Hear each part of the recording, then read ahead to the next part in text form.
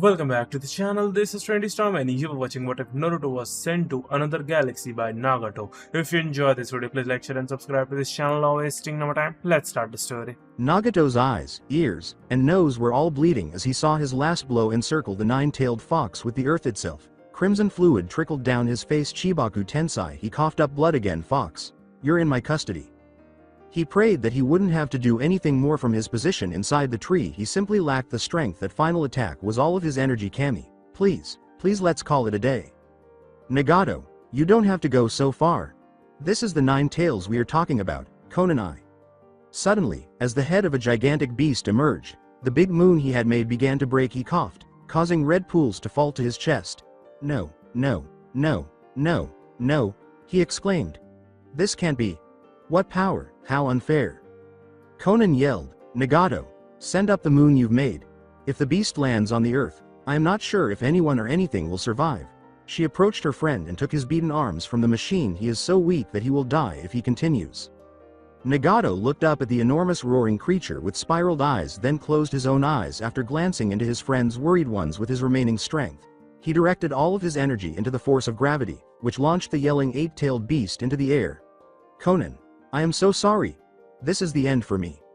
She gave her longtime friend a hug. As Conan's face broke, she reached up, unhooked the crippled man from the machine, and pulled him over her shoulder, saying, No, Nagato. She looked up as her tree broke and the atmosphere began to sizzle as the creature released another bolt of pure energy, saying, Stay awake, we've done what we can. Maybe this was meant to be, to control such power. This world is better off without it. The rock and soil moon rose through the atmosphere in a matter of minutes. The elemental nations will never see it again. Naruto left his solar system at the same time. It was no longer a reality. The new ruler of the Moon Kingdom, Queen Serenity, sat by her pool and gazed at the endless stars as if nothing were occurring. At least not that she could observe. The numerous planets and their inhabitants appeared to be so far away. Her daily life is so devoid of their concerns and anxieties. Her eyes ached from the intense night sky lights, so she blinked. This would not happen to a normal person, or at least a person back on Earth. But Queen Serenity was not an Earthling. No, she was a resident of the Moon, a location with no atmosphere of relevance. Washing out the lather, the tall woman swept her long silver hair aside and put it away in twin ponytails. Glancing sideways toward her palace, she watched to see if any of the guards would move. They hadn't yet, and they were performing admirably. She got up and looked at her reflection over the large outdoor pool.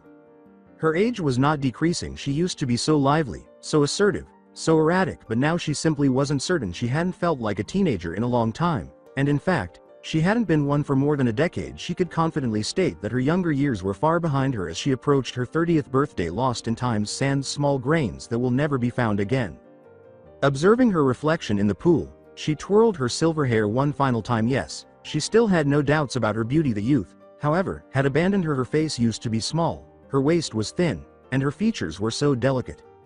All of those characteristics were now gone. Her pale form glowed in the dark night as she gazed sorrowfully at the reflection. The pool's stars gleamed so brilliantly. She grinned as she considered how odd it was that she could gaze at the fiery balls of fire through water, but she could never do so without getting eye burns. Through the swimming pool, Queen Serenity gazed at the sun, watching it grow brighter and brighter. This was incorrect. This sun shouldn't have behaved that way. She had seen it many times. She tried to focus on the bright source of light in the sky, avoiding the blazing stars that would have harmed her vision. It had a tremendous amount of energy, whatever it was. The Moon Queen gazed at her crystal palace in the distance, keeping an eye out for any of the guards in the area. No one responded to her call. For a few she sighed as she passed her pool and grabbed a towel. The woman found some clothes and wiped away the water that trickled down her thin, pale body. She scolded herself for giving her handmaidens a day off on this one occasion. This was a mistake she would never make again. She wouldn't have permitted such a thing if tomorrow hadn't been such a significant day, the day that the whole kingdom would have been anticipating her holding the tournament to choose her one-time mate. Unfortunately, there were far too few people working at the castle today, and many of them were preparing to give it their all in the tournament that would start in 24 hours. Guards. A guard appeared anxious as he left his post. He made an effort not to glance at the queen, who was much taller and wore only white robes. He knelt and gazed at the floor. What is it that you command, Queen Serenity?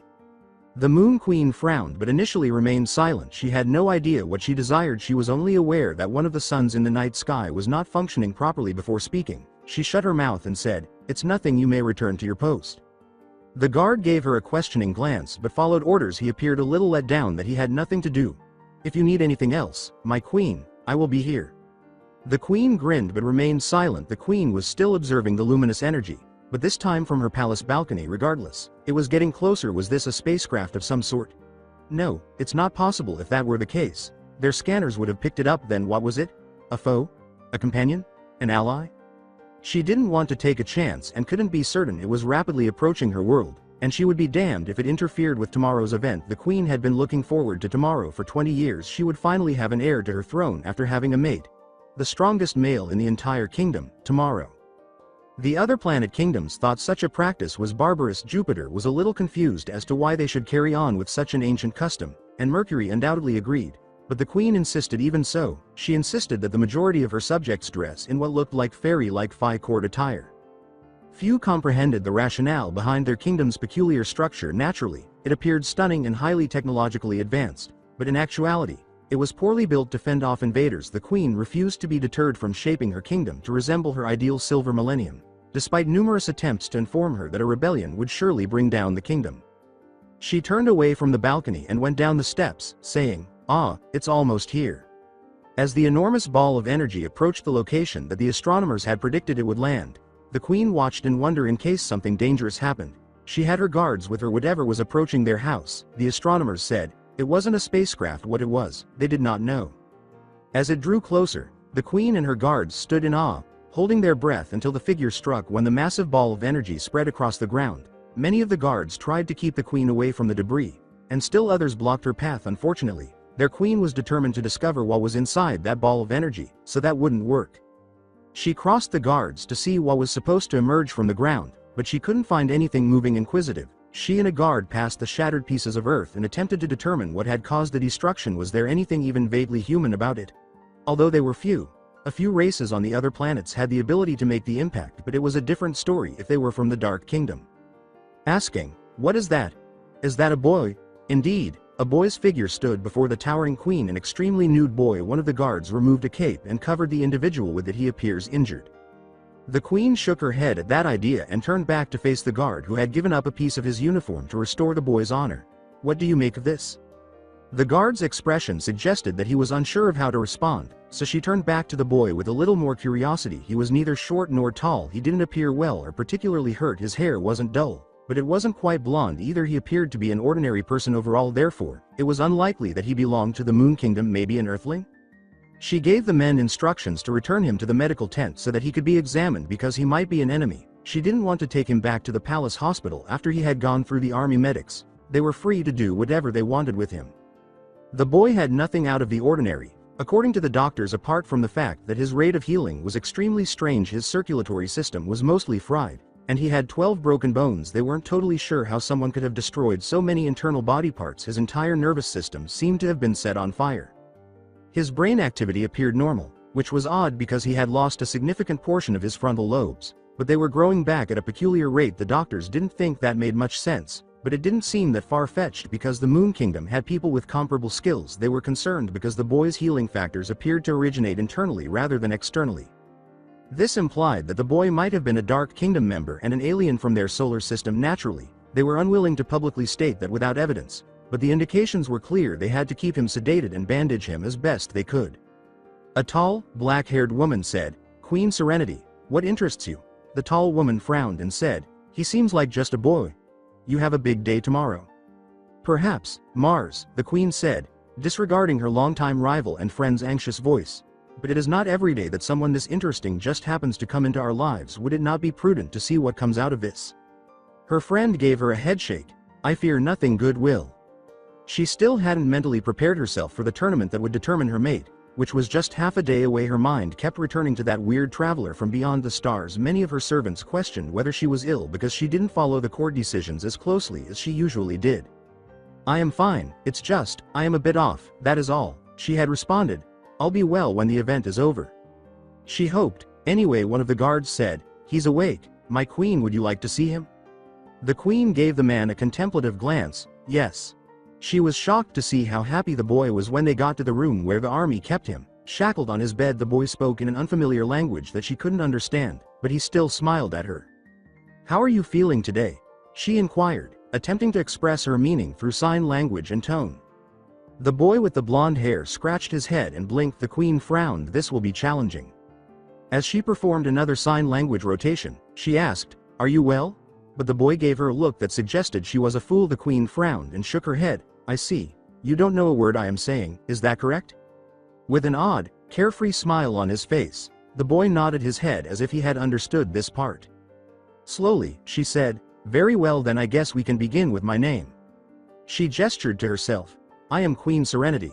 She gestured to the boy with her long finger. "What is your name?"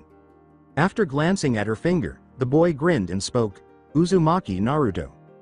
"Tomorrow, my life will change," the queen told the boy with the blonde hair who was sleeping on the hospital bed. She continued, not caring if the boy heard her. She simply needed to get this off her chest.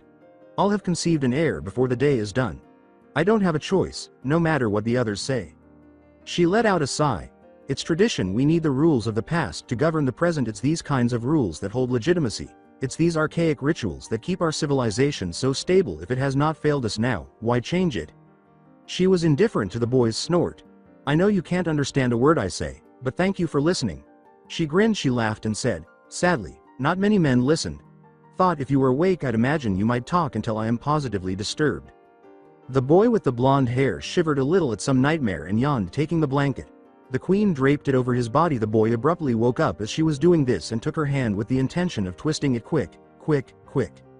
With gestures she could only interpret as an apology, the boy's eyes opened and he released her. Seeing his dejected expression, she laughed and said, "That's fine, I do not blame you, young one." The look on his face was so innocent. "I'll come back in a few hours. Wait here, I want to know more about you." She shook her head in response to the blonde boy's head tilt. "He doesn't speak a word of our language, am I right?" For the third time, she inquired, "Where do you come from?" "Yes, I get it, you are from a galaxy far, far away, but I want to know what region. The Moon Kingdom keeps detailed maps on many planets in the cosmos." The boy, now dressed in the Moon Kingdom's traditional white armor, made a fruitless attempt to comprehend them. The boy was forced to sit on a chair after the queen gave her a temple rub. "It's not being used, let's not even bother." The guard who had initially given Naruto a cover-up said, "My queen, I know this might not be the best time, but I really think you should head back to the palace. The tournament is tomorrow and you are going to need your energy. Please don't take offense. I don't mean to be disrespectful, I just feel like you're spending too much time in this military clinic." The silver-haired woman felt her eyes grow tired and nearly closed them, thinking, how daring of the guard captain to suggest that. She was about to respond, the man should not have the audacity to command her, but changed her mind. "Very well," she said, turning to face the boy seated in the chair, who was staring at her with those inquisitive eyes.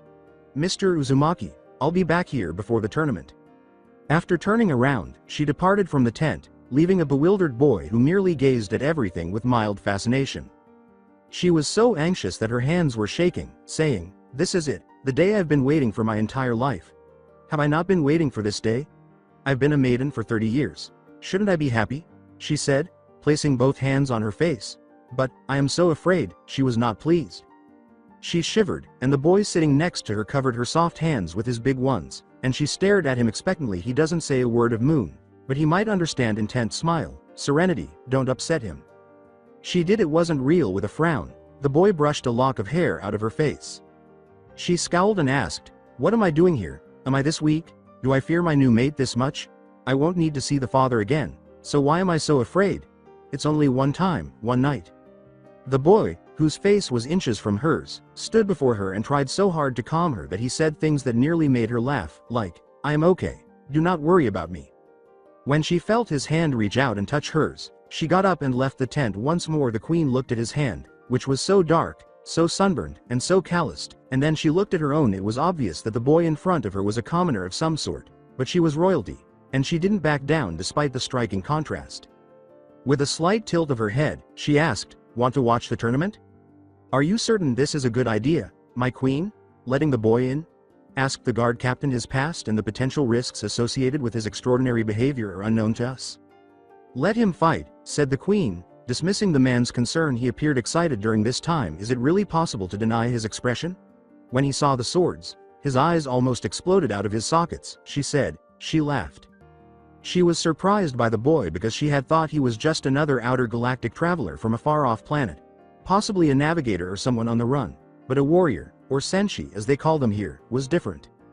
Her friend Mars remarked, "My Queen Serenity, would you gain by letting the boy participate? The stakes are definitely high. Why do this?" With her silver hair glowing, the queen gazed up at the sky and said, "For nothing, something, maybe everything." She turned to her friend calmly and asked, "What have I got to lose?" Mars gritted her teeth and gave her a cold stare. "Everything." A tall knight in white armor said, "Don't worry, boy, I'll go easy on you. It will be over in a minute."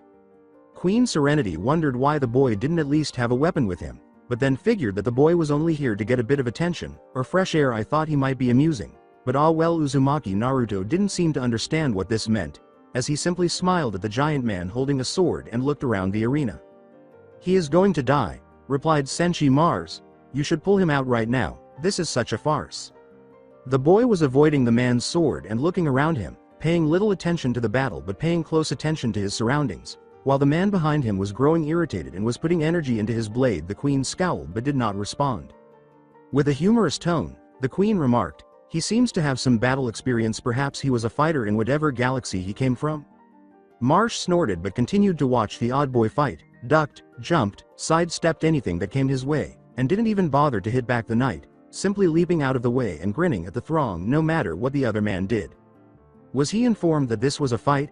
"This isn't a game, you know," said Marsh, with a frustrated tone. "Whoever wins this tournament is going to get to." She paused. "I know," said the queen. "I know, Mars, that. Do not say anything more, please." The man flew through the air in their direction as the two glanced at one another, grinned, and turned back to face the battlefield. "Don't blink this time," Mars advised, adding that the previous 3 fights had ended abruptly. "We won't notice the boy's cheating if we look the other way." "Mars, I don't think he's cheating."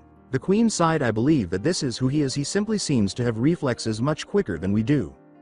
"Look at him," Mars exclaimed. "I can't accept that. He is only a young boy. He hardly touches the tip of your chin, my queen." "What is the relationship between height and anything?" the queen asked, raising an eyebrow. "The boy may be short, but he's already defeated half of the kingdom's top fighters, and, no, we missed it again," she laughed. Mars let out a moan. "So this is the semi-final, my queen," Mars murmured. "Whatever we do, we must not let our eyes stray from the battlefield." "Yes," the queen was getting impatient. "Why does he do this? He isn't a Senshi, so those powers shouldn't be available to him." But the crowd kept saying that he was so strong that he simply threw his fist out and literally sent people flying into the air. Of course, that seemed impossible, and she questioned how the boy could have tricked everyone so intricately. The queen grinned as one of the major events finally came to pass. The boy, Uzumaki Naruto, was going to face the guard captain, a man who had served her for years and whom she knew firsthand to be dangerous with a sword, axe, gun, or whip, and whom the boy couldn't easily defeat. From her side, Mars declared, "There is no doubt that Uzumaki will be defeated." The queen wasn't so sure about that. The captain appeared almost dead, and the boy didn't seem tired at all. They hadn't had a chance to rest because they had been fighting non-stop since the tournament began. But the boy didn't seem put off and appeared more engaged as he faced more opponents. Where does he get his energy from? As the guard captain went straight for the kill, the queen kept her gaze fixed on the boy. The boy chose to smile and slam his fist into his stomach rather than sidestep it. Mars got out of her chair to take a closer look and said, "Oh, my, this is impossible." "What is the guard captain, who had been flung to the side of the arena like a tennis ball?" When the boy looked up at her and waved, the queen's hands trembled, but she was able to stop herself in time to avoid being perceived as showing favoritism. The queen could not sense any malice emanating from the boy. With her breath caught in her throat, the queen remarked, "Mars, maybe I had made a mistake about letting the boy enter, and it was a terrible one at that." Mars concurred, although her hands were trembling as much as her queen's.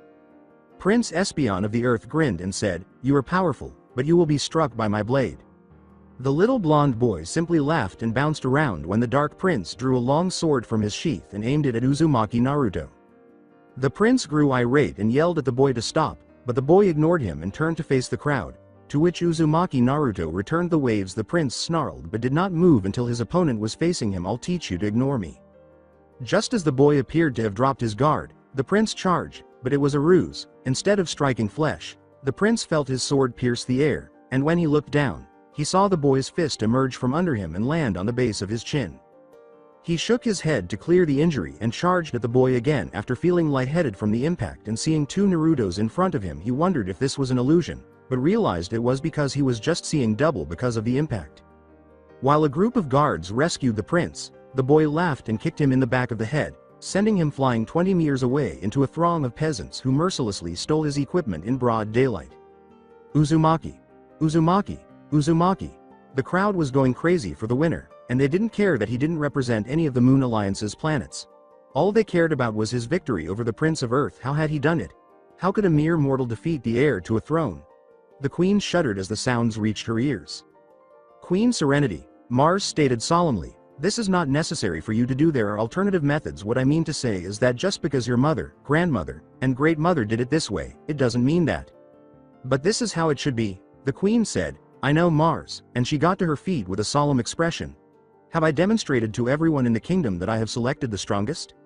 Mars gritted her teeth and said, yes, you have. By choosing him, you have shown the kingdom that the future heir will be of powerful blood. But, my queen, that thing is a monster. Mars said. You don't feel it? Mars, please, said the white-haired woman with a smile. It's about time the ceremony starts. She breathed in more energy and allowed wings to slowly emerge from her back. That boy is just that. A simple boy. She breathed into herself, allowing her powers to caress her. As the queen's true form emerged, Mars watched in wonder. She was surrounded by large crystal butterfly wings and spoke in a high, regal voice, saying, people of the Silver Moon Kingdom. She paused to get everyone's attention, and all the planets in her solar system watched her as she did so. I give you, she pointed to the tournament winner, Uzumaki Naruto, the solar system's most formidable combatant. What do you think of this, boy? She smiled as the audience stood and applauded him. What will you think? Was this all part of your scheme to fool me with your naivete so I would allow you to take part? What is he doing? Can he really jump to this platform? No, it's 50 meters from the surface. The boy simply looked perplexed, but he smiled foolishly and bowed to everyone who applauded him. He turned his big, toothy smile to the queen and coiled his leg muscles into a jumping position. And he did just that. Oh, dear, she gasped when she saw him standing right beside her. Not at all exhausted, he took her hand and shook it, and the queen did so out of habit. The crowd erupted in laughter. They've accepted him. He's shaking my hand as if we are equals, and they've accepted him, despite not knowing anything about him. What have I done? She called out. She looked coldly at the blonde who was grinning, only to see him speaking in his peculiar language and sporting that foolish expression. In the pit of her stomach, she felt something fall. Oh, please, don't tell me that he has no idea what's happening. The queen gritted her teeth and said, the things I do for the Moon Kingdom, putting on a white see-through gown and noticing how it fit her body. Why did this have to happen to me? Although she was unable to express her rage in public, she was destroying everything in her room by herself. What did I ever do to deserve this? She whispered, glancing around her utterly disorganized room and examining herself in the mirror, taking in her tall frame, her long, white silver hair, her pink lips, the crescent moon on her forehead, and her enormous fairy wings. Why me? Taking a deep breath, she walked out of her room, strolling in the direction of the champion's chamber, where Uzumaki Naruto slept. That wouldn't last long, though. It's been 2 days, said Senshi Mars, standing outside the champion's chamber when the queen left. Did I miss her? The two guards exchanged a tense glance. Really, my lady, she is still here. They have been engaged in combat for the past 2 days. Mars blinked and said, want to say it again? 2 days, didn't leave the room. We slid food in, but she hasn't left yet. Looked troubled, Mars said slowly, okay, I'll come back tomorrow. Mars stood in the same location the following day. Did I miss her this time? Once more, the guards exchanged glances before saying, no, she's still in there, with him. They've been together for 3 days, Mars uttered in a frustrated tone. One of them said, the queen doesn't seem to want to leave, but another guard retaliated. Mars said sharply, Queen Serenity, our virgin Queen Serenity, the purest woman in the entire realm, has just been exposed to a boy, no, a male, and is unwilling to leave his confines. The guards gave a nod. I should have killed that boy. I have let you down, Queen Serenity, Mars moaned. It was his first time, too, and the queen shook her head in amazement before closing the door as she staggered out of the Uzumaki Naruto's bedroom, feeling limp all over. Behind her, she shut the door only to run into Senshi Mars, who was furious. The queen said, somewhat remorsefully, evening Mars, what brings you here? I never thought you were that type of woman who succumbed to lust so easily. 5 days. Mars said glumly to her queen. Care to explain why that took so long? From my memory, this is the first time it has taken 3 days to obtain a man's seed. You have spent the last 5 days doing. I think you have it wrong, Mars, the queen said, laughing. Mars blinked. The queen grinned broadly. I spent the last 2 days trying to convince him what was going on. One day trying to get him from jumping out of the balcony out of sheer terror. And the last 2 days just trying to get him to share the same bed with me. The monarch sighed. He seems to be more naive about mating than myself. Mars gave her a deadpan look and said, "You kidding?" "If only." The queen shook her head. "If that is the case, why are your feet so wobbly?" Mars asked, giving her queen a second look. At this point, the queen's face was burning, because, well, that is to say, we've been at it for the past 10 hours, without pause. Mars could not speak. Sailor Mars wasn't sure how to feel about the boy, Uzumaki Naruto. She knew he was strong, but she wasn't sure if he could use that strength. He didn't appear to display his incredible strength, and when he was put in a fight, he found the fastest way to fight without revealing any of his skills. She saw him spar with some of the Senshi in the courtyard, but she couldn't tell what he was hiding. Since Yoma had been active in the galaxy and many of the places where they appeared came from the exact coordinates the boy had flown from, she was beginning to question whether or not Uzumaki Naruto was a spy for the Dark Kingdom. To make matters worse, the sailor had no idea how the boy got there through vacuums in space. Mars couldn't let him worry for the boy, even if the queen was content enough to let the subject drop. According to common physics, he should have been burned to a crisp from the impacts his body would have had to endure traveling here, but he managed to survive. The problem with the boy was that he seemed to know when you were coming. Mars wouldn't be intimidated so easily and returned to the fight. Attempting to ignore her irritation at Sailor Mercury as the blue-clad woman obstructed her path, she sneaked behind him once more and tried to get a kick into his form before being mercilessly thrown away. He seemed to use the most savage of weapons, using metal discs, knives, blunt and sharp objects, people, and rocks instead of elemental powers like most, and she jumped into the air as his legs came at her from the ground and flipped back as he threw strange black stars at her. She had to admit that he was resourceful, but at the rate he was moving, he wasn't displaying any of the qualities of any in the noble ranks. Since the Moon Kingdom was a matriarchy, it chose to implement succession through female lines, which were the result of publicly sanctioned unions because Uzumaki Naruto had been publicly acknowledged by the vast majority of the empire. Nevertheless, he defeated the nobles despite her reservations. The boy had won the tournament, which was intended to select for the strongest of genes. She jumped out of the way as Sailor Mercury was thrown at her, encircling herself with fiery red energy. Let's take this a step further. Just because I can't kill him doesn't mean accidents could not happen. It was a true farce in and of itself, but that was the end result, and there wasn't much she could do about it. My queen, why must you have such bad luck? It had been a few months since their mating ritual, and the result was satisfactory to say the least. There were no defects, and everything would proceed as it had for Ian's Queen Serenity watched her best friend and longest enemy battle against the father of her child. Many of the elder races still used their own wombs to produce children despite their race's advanced technology. Queen Serenity liked to think that most people simply wanted to give birth to their child naturally, even though some said it strengthened the bond between mother and child. After all, every child has the right to enter the world through the vessel that helped create it, right? It always amazed the queen how quickly he put an end to these battles before they could get too extreme. Whenever one of the sailors came close to someone or any of their elements, he simply knew what to do to neutralize them. The queen turned away from the battle, already assuming that Uzumaki would take care of Mars within the next few minutes, and sighed as she heard her friend's scream fade. She wasn't sure how he knew how to do them, but she suspected she was trained to do this, but she wasn't sure how long. He simply knew how to counter water attacks by disrupting the flow of molecules in the air, removing oxygen from the area, slamming them into the ground to allow the electrical particles to travel into the surface, or creating fireballs that removed the element. Little things like that were necessary to maintain one's position as Queen of the Moon Kingdom. She doubted that her child would inherit any of his skills, but if she could use his strength against the courts, that would be another matter entirely. That gave her a little more hope that Uzumaki wouldn't be a complete failure as a sire. The boy was huffing in the court when she yelled, "Naruto, are you done?" He turned to face her and waved, and then he was at her side. "I need you to come with me," she said. She wrinkled her nose and said, "I need you to change first. I'm going to the hospital to see a few scans." She found it very funny, if a little annoying, how the boy would look at her, smell himself, then look at her again, grimace, and smile. "Yes, boy bath. Now," she said, indicating the royal bath. Even though she was beginning her 3rd trimester and this was her 15th visit, Queen Serenity smiled as she gazed at the image of the growing baby inside her.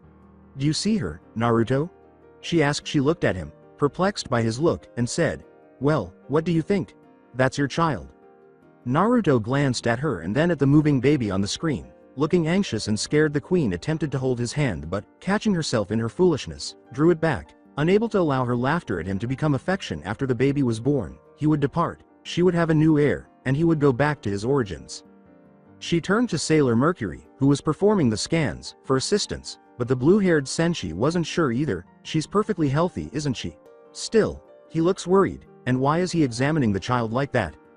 Mercury nodded, saying, even better, Queen Serenity. I've never seen a child with such genetic diversity. This child appears to have the genes needed to fend off many of the diseases that plague this universe.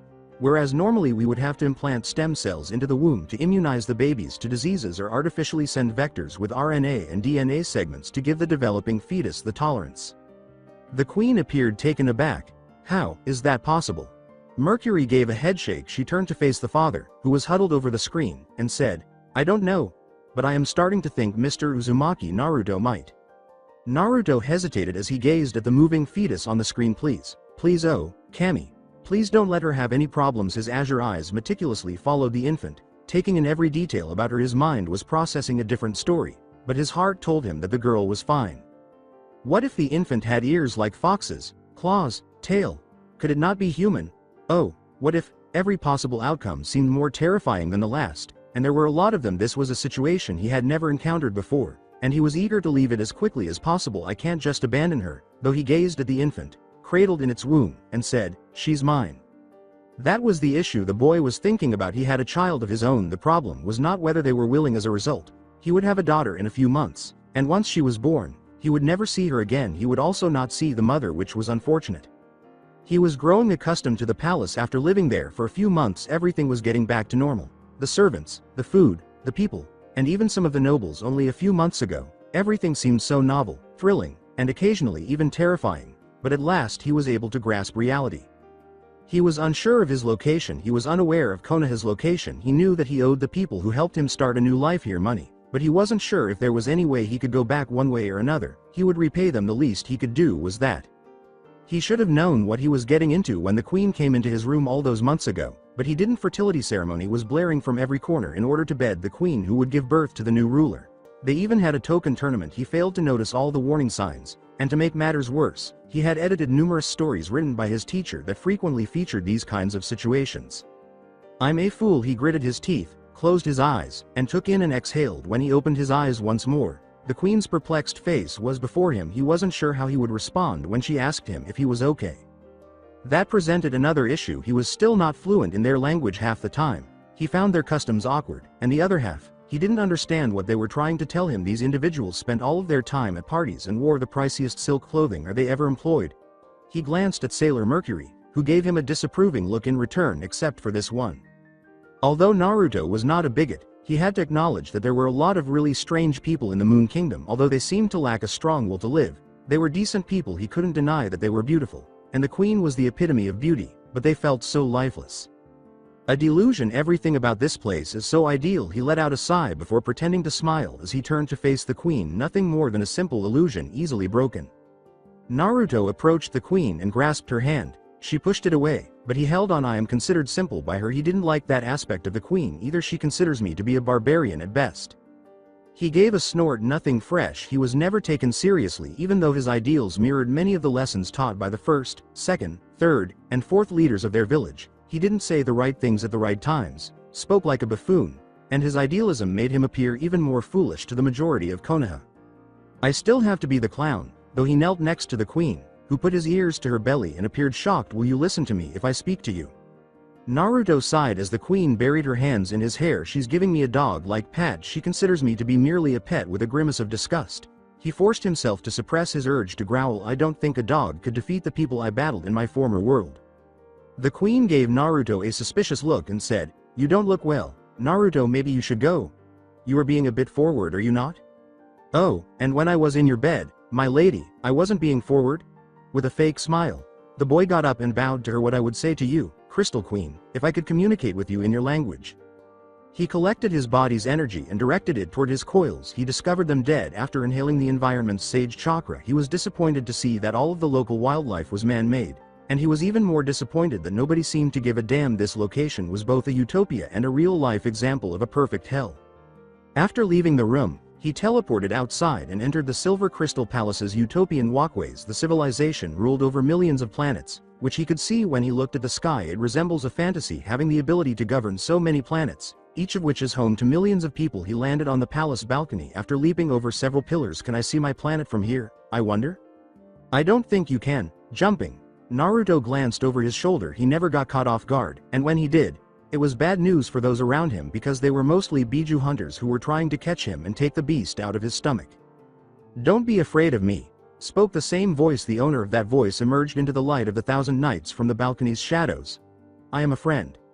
There are no friends for me. Naruto refused to show his uneasiness to the girl in front of him. Not at home, and not here. Something like sadness flashed into the girl's reddish-purple eyes, but it vanished as fast she moved closer to him. So close that Naruto nearly gasped at her exotic beauty, and said, "You have to listen to me, I beg you." She was tall, higher than most of the girls he had encountered. Her eyes were even brighter in the moonlight, and her skin was a pale tan. She carried a large scepter with her, and she wore the same sailor uniforms as the other Senshi, but hers were dark green, matching her long hair. Naruto looked into her crimson-purple eyes because he didn't like the way that weapon looked. Hurry up, you are well aware that I do not understand your language. She attempted to reassure Naruto, but the boy's eyes simply arched. Before I begin, I want to tell you that I don't know anything about you. I can't read your mind. I am not a prophet of destiny, and it wasn't my fault that you were here. But there are few who would argue that point. Yes, I will purchase that. What do you want from me, though? In order for her to get right to the point, he made his face appear irritated. Later, I'm sparring with Mars. The girl's long face became anxious as her face twisted up in hesitation. Her fingers were clasping one another in front of her as perspiration began to trickle down her brows. She took one of his hands in her own and said, "I'm sorry." Her desperate face was just inches away. "I've broken the law of time." She was clearly trying to convey something significant to Naruto, but he was unable to see how this related to him. She began to cry and said, "Please, I didn't mean to. It was an accident. Forgive me." The blonde was beginning to shake the woman's shoulders because she was tired of this. "You are beyond my comprehension. You're apologizing to me, but why?" she said, wiping a tear from her eye. As she looked down at him, she sniffed and kept her eyes on his darkening eyes, saying, "I am sorry. I was not strong enough to break to maintain the barriers between our dimension." She hesitated to say the final words and backed away, saying, "I am sorry, so sorry." She barely made it out before she said, "I am sorry, because in the future I broke the law of time. There is no going back to the universe you once lived in, because that universe is no more." As Sailor Pluto described how she had violated the law of time in the far future by permitting a group of warriors to pass through the barrier, Naruto waited patiently. Even she was unable to foresee the new future that resulted from the chain of events that led to the creation of new adversaries for these warrior groups. She sobbed as she described how it was vital to violate the law of time because if it weren't, the future would be engulfed in darkness and humanity would be overrun by a malevolent demon. Naruto knew that he would murder her when the discussion turned to his world. Without looking into his eyes, she uttered, "There is a price to be paid for breaking the laws that govern the universe. Your world was the one that suffered for it." She had literally destroyed the past by altering the future. The original future was composed of hundreds of realities that she destroyed in the past. Ninjas fought each other, aliens, demons, and other ninjas to control the planet. The past he had failed to safeguard was the one from which he had emerged. She said, "I destroyed the past," and Naruto gritted his teeth as she retreated from him. I didn't mean to. It wasn't supposed to be this way. If I broke the law of time, I thought that the one who would pay the price would be myself and the future Sailor Senshi, but I didn't know that it would be other realities that would." After encircling her neck with his hands, Naruto slammed her against the building's wall. She was certain it would break as his clawed fingers encircled the area beneath her jaw. The force his muscles were exerting on her made it difficult for her to see the person in front of her, and she was terrified that her head would burst like a water balloon. Sailor Pluto saw his eyes quickly turn red as the boy let out a deep, powerful growl from his throat. Unusual green energy then encircled his already flowing red energy, transforming the red into slits and the slits into a cross. He was directing all of this toward her while barely maintaining control. What strength! Pluto shuddered. "I never would have come here if I had known." When the boy opened her jaw to show rows of sharp yellow teeth, she tried to wriggle, but the dark, light energy coursing through her made it difficult for her to move. The boy seemed to be surrounded by a force of energy composed entirely of positive energy, yet he was surrounded by physical manifestations of human evil all the time. She was thrown to the ground, landing face first on the floor and then on her knees before she had a chance to think about this anymore. As the desire to kill surged through her body, she attempted to stand but fell quickly. "Oh my God, he's going to tear me apart!" Malignant hatred encircled her body, causing her to tremble as he approached. "Why am I unable to move?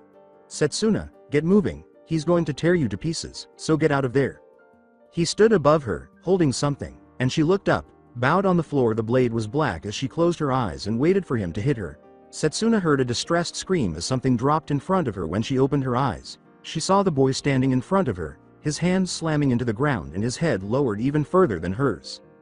With the last of her strength, Setsuna teleported away from the Silver Palace, still trembling from the violent energy she had been exposed to.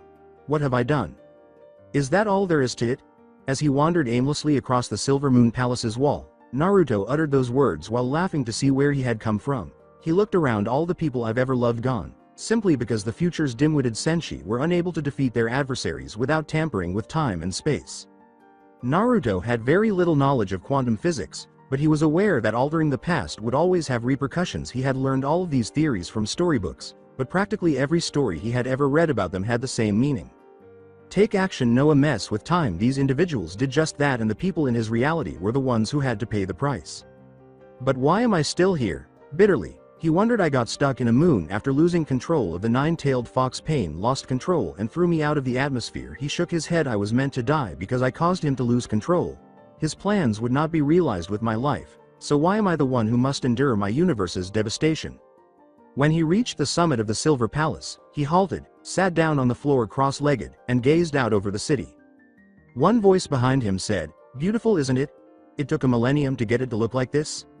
When Naruto turned around, he saw that Mars had a cast on her arm. Why the Senshi employed such antiquated healing techniques was still a mystery to the last Uzumaki. He was astounded by some of this highly developed civilization's customs. Despite having the ability to produce children in artificial wombs, they decided to give birth. They wore such embroidered clothing even though they didn't have to. They ate the finest of delicacies even though they didn't need to. They had hospitals and clinics, but they hardly ever fell ill. Mars frowned and remarked, "You look like you're troubled, Uzumaki. Sometimes I wish I understood your language. It would help explain whether you are friend or foe." "I am neither." He gave her a smile. "I may have to kill you someday for what you have done to my people." The smiling boy's evil intent was not sensed by Mars. His energy was too well concealed, but she had been drawn to this place a few hours prior. After sensing a genuinely sinister energy, she had some questions for the boy she was now seeing, Uzumaki Naruto. But since she didn't notice anything unusual, she started to wonder if the energy had come from somewhere else. She asked him, "Do you miss your home? The world you came from?" Instead of speaking, Naruto chose to gaze up at the solar system's M4 quadrant. "Ah. Yes, those are some rather beautiful constellations, are they not? Probably the only lovely thing in this area. This place feels so empty. Are all the crystals in this area diamond-colored? Were these people such conceited rulers? For people like this to survive, did my universe have to be destroyed?" He gave the city a scowl. It was caught by Sailor Mars. "Well, I think you have seen enough. Perhaps we should return," she said. "The Queen has an announcement to make and you should hear it." "You are no longer needed here," the Queen stated solemnly. "It seems like the complications of the birth have been settled. That is not to say that we could not use your services in the kingdom, but I am afraid you cannot remain here in the palace." She sighed. "You must understand this is for the good of the child." "Oh, all right, I get it." In an instant, Naruto's silly grin vanished, to be replaced by a grimace. Despite the Queen's apparent surprise at this face, Naruto persisted. "You wouldn't want the girl to look up to a male role model, would you? In this matriarchal society where women rule, Serenity, wouldn't it give her radical ideas to see her father so close to the Queen?" The Queen carried on, not missing the boy's darkening face, who had been sharing her bed chambers for several months. "You have incredible fighting skills," she said. "In many instances, too well, of course. You will be provided for. You have served the kingdom well." Naruto just glared up at her without saying anything. He was beginning to hate these folks. Although they didn't want him, tradition required that he support their delusion that all people in the Silver Moon Kingdoms were on an equal footing. Any one of them could advance through the ranks and compete for the Queen's hand in marriage. Naturally, however, that was not the case in actuality. They intended for the stupid lordling of Earth to triumph in the competition in a spectacular display of strength. His heroic efforts against all the thugs from the minor planet who dared to sire the future ruler of the Silver Moon Kingdom would give rise to such a romantic idea. "I interfered with your plans." He moved past the two Senshi who were watching over her, this time Venus and Jupiter, and took a position facing her. "Now I have to take action. I am going to have to say, no." With the empowered force of his chakra, he simply pushed past the two guarding sailors who grabbed his elbows from both sides. "That child is as much mine as it is yours, Serenity." Queen Serenity mumbled, "Insolence," attempting to conceal her astonishment at the boy before her. "I can have you killed right now." "Try it," he replied. "I've learned a thing or two about how you people operate." "When did you learn to speak our language?" she said, staring into his blue, bottomless eyes. I don't recall anyone trying to teach you. Naruto shook his head and remarked, I don't understand half of what you are saying. I don't speak your language. He grabbed Sailor Jupiter's wrist and snapped it, causing the tall woman to fall to the ground while clutching it.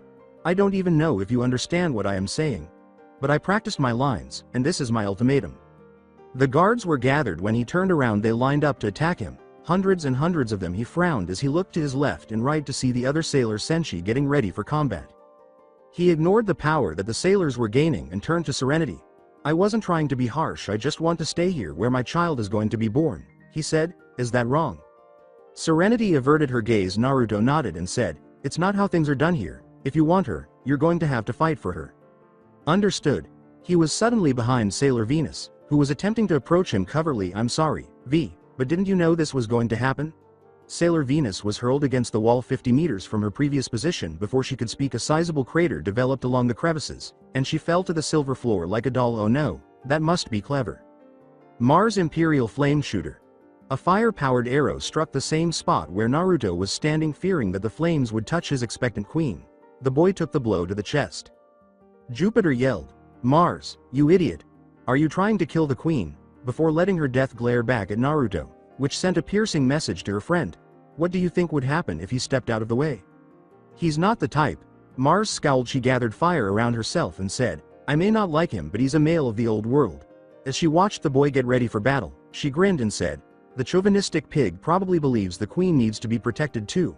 If you don't go all out, you're going to die. Uzumaki, up until now you haven't seen us when we use the energy of our planets. She appeared before him in a flash, blazing with red fire. He rolled once, twice, and 3 times after she punched him in the stomach, but he was able to catch himself on the ground and halt the momentum. He gave her a startled glance, but it soon narrowed dangerously, and he teleported away as a beam of light appeared from the same spot where he had thrown Sailor Venus. Venus said, Bastard's got some moves, as she hobbled out from behind a pack of guards. Watch out for his wrist, he's got a tough grip. Sailor Mercury murmured, we kind of noticed, as he landed directly beside Venus to tend to the gash on her forehead. You okay? She asked, concerned that she might have had a concussion. Yeah, I am fine, she said with a smile. I've still got to give some payback. Although Mercury shook her head, she cautiously observed Mars and Jupiter standing before him while Mars was wrapped in a cloak of fire. Jupiter was using lightning to charge her body. The boy, meanwhile, was utterly composed as he stood there in an old-fashioned martial arts position. Venus, where are the outers? Venus let out a cry as the ribs beneath her skin began to heal themselves. Neptune, Uranus, and Saturn are on a long-term mission, she said. I'll put out a call. If this Uzumaki Naruto is as powerful as a Grand Yoma, this could get ugly. Better to be careful, Mercury said gloomily. His DNA, I didn't want to let this be public knowledge, but it had some demonic segments. Some of the amino groups were altered. They were like nothing I have ever seen. Sailor Jupiter flew through the air, calling out to Sailor Mars and Venus, look out. The sheer force of the impact caused the 3 Sailor Scouts to roll onto the ground, and they moaned as their bodies ached when they attempted to stand. A strong urge to kill ran through them. Though they were too scared to move, they attempted to locate the source. As Mars screamed, idiots, don't just stand there, it's not real. She was already stooping to her knees with those slit-like eyes. The eyes of a dangerous predator, poised to tear her apart. She glared at the boy, who simply glared back at her. She chuckled and asked, you think you can honestly win? Pointing to the entire group of guards. You honestly think you can get out of here alive? You're not aware of my abilities. He had chakra that allowed him to stay on the palace roof, and in a flash he was hanging there from his feet. As an example, I'll show you what a real fire attack looks like. Kaden. Grand Fire Dragon. A red energy dragon slicked through the ranks of the guards, burning them where they stood, and the guards fled as ranks of men fought to get away from the enormous beast that fed on the burned flesh of humans. The hall was in disarray. Fools, who instructs these individuals? Naruto fell to the ground, turned to face the queen, and flipped in midair to land on his feet. Is that sufficient? With trembling hands, the queen sat on her crystal throne. This was what scared her. She was in danger from the boy. The charming boy she had met on that fateful day. Even though it was only for a brief moment, she could feel it when her skin touched his. The awful force inside him. She stood up and extended her hand, saying, stop this, please don't make me kill you. A gigantic scepter with a massive diamond at its tip materialized in an instant. You may think you are invincible, but demons can be sealed. Naruto appeared unimpressed. If anything, anxious, battling your child's mother while the child is still inside her. All right, even I find this odd. She ordered, "Will you stand down? Will you kneel? I could kill my daughter if I don't." He was in front of her in another blink. She was inches away from his face. No. His fist flaming into Sailor Mars' kidney. He was behind her in an instant. She threw up blood and rolled over in a second. His hands reached for her long, opulent hair and tugged. The Senshi wept when she was flung onto a crystal pillar and screamed as the hair was torn from its roots. Most of her teeth were broken. Her nose broke on impact, and she drooled blood from her lips. Jupiter screamed, "Mars, you son of a bitch," and sprayed lightning beams throughout the tumultuous hall. "I'll fry you. Try it." Naruto created his favorite jutsu seal, "Try and catch me." With the same ominous expression, 1,000 Narutos emerged from him. They encircled the entire hallway. They all gave their targets the same ominous glare as their originals, with some smirking and others frowning down at them. Serenity's heart began to race as she exclaimed, "What is this? What manner of sorcery?" Behind her, a perfect duplicate of Naruto descended. The clone made a seal and the queen disappeared, only to reappear outside the hall as her men charged in with reinforcements. "Sorry. Boss's orders. He's going to let loose just a bit, just stay." The queen's fist slammed through the cage bunchen before he could finish speaking, transforming him into a puff of smoke. She rubbed her temple and asked, "Tell me what to do." "Fool, I would have just let you go. No questions, no interrogation, nothing. But now," her gaze widened, her pupils were surrounded by a frenzied light, "it's time to put you in your place."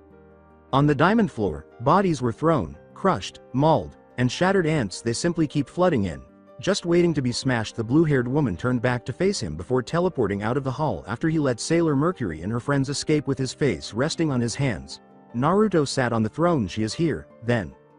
The queen, who was pregnant, caught his attention. In addition to the weapon she wielded, the tall woman was holding a diamond scepter and millions of light particles emanating from her in their dialect. He asked, "Plan to seal me? Won't work." He saw that the queen had nothing to say to him. "You can't be hurt by me, can you? Do what needs to be done." A massive wave of light struck Naruto's face, but he remained motionless. "Was that a tiara she threw at me?" He caught the wave that was transforming into a crown. Perplexed, he let out a sigh. "You people are strange." She shrugged her slender shoulders and said, "Thought that would work, so you aren't a Yoma. I've narrowed that out." Said Naruto. Then she said, "What are you?" She gestured to him with her scepter. "Before I seal you, I would like to know if there is something my daughter should know." Naruto said, "Our daughter, with ease, human, that's what I am." "It was mortal?"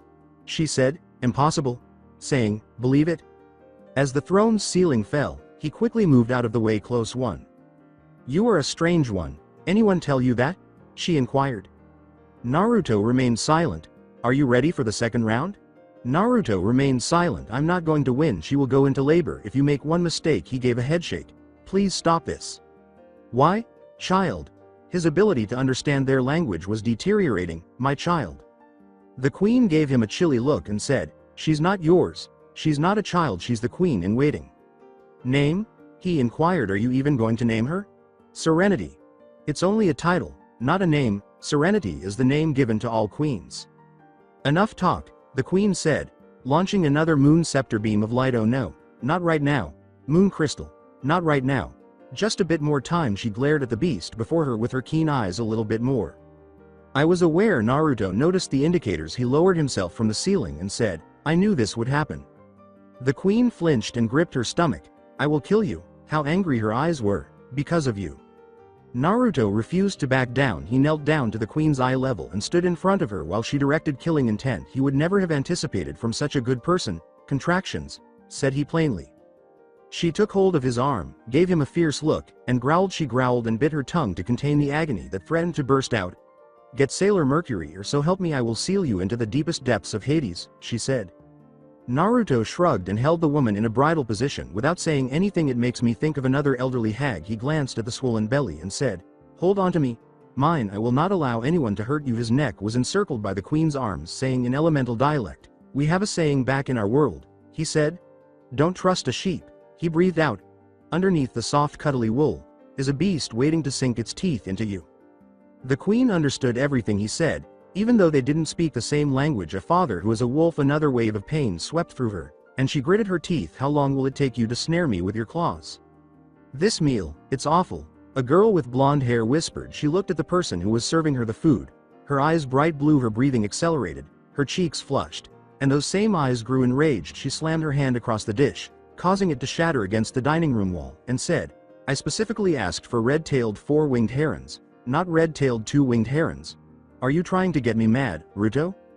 A teenage boy said, No, your majesty, and bowed at the waist. He was wearing a butler's uniform, which was all white. He had no stains on him. The boy frowned as he looked up from his slightly bowed position, saying, I will correct this oversight at once.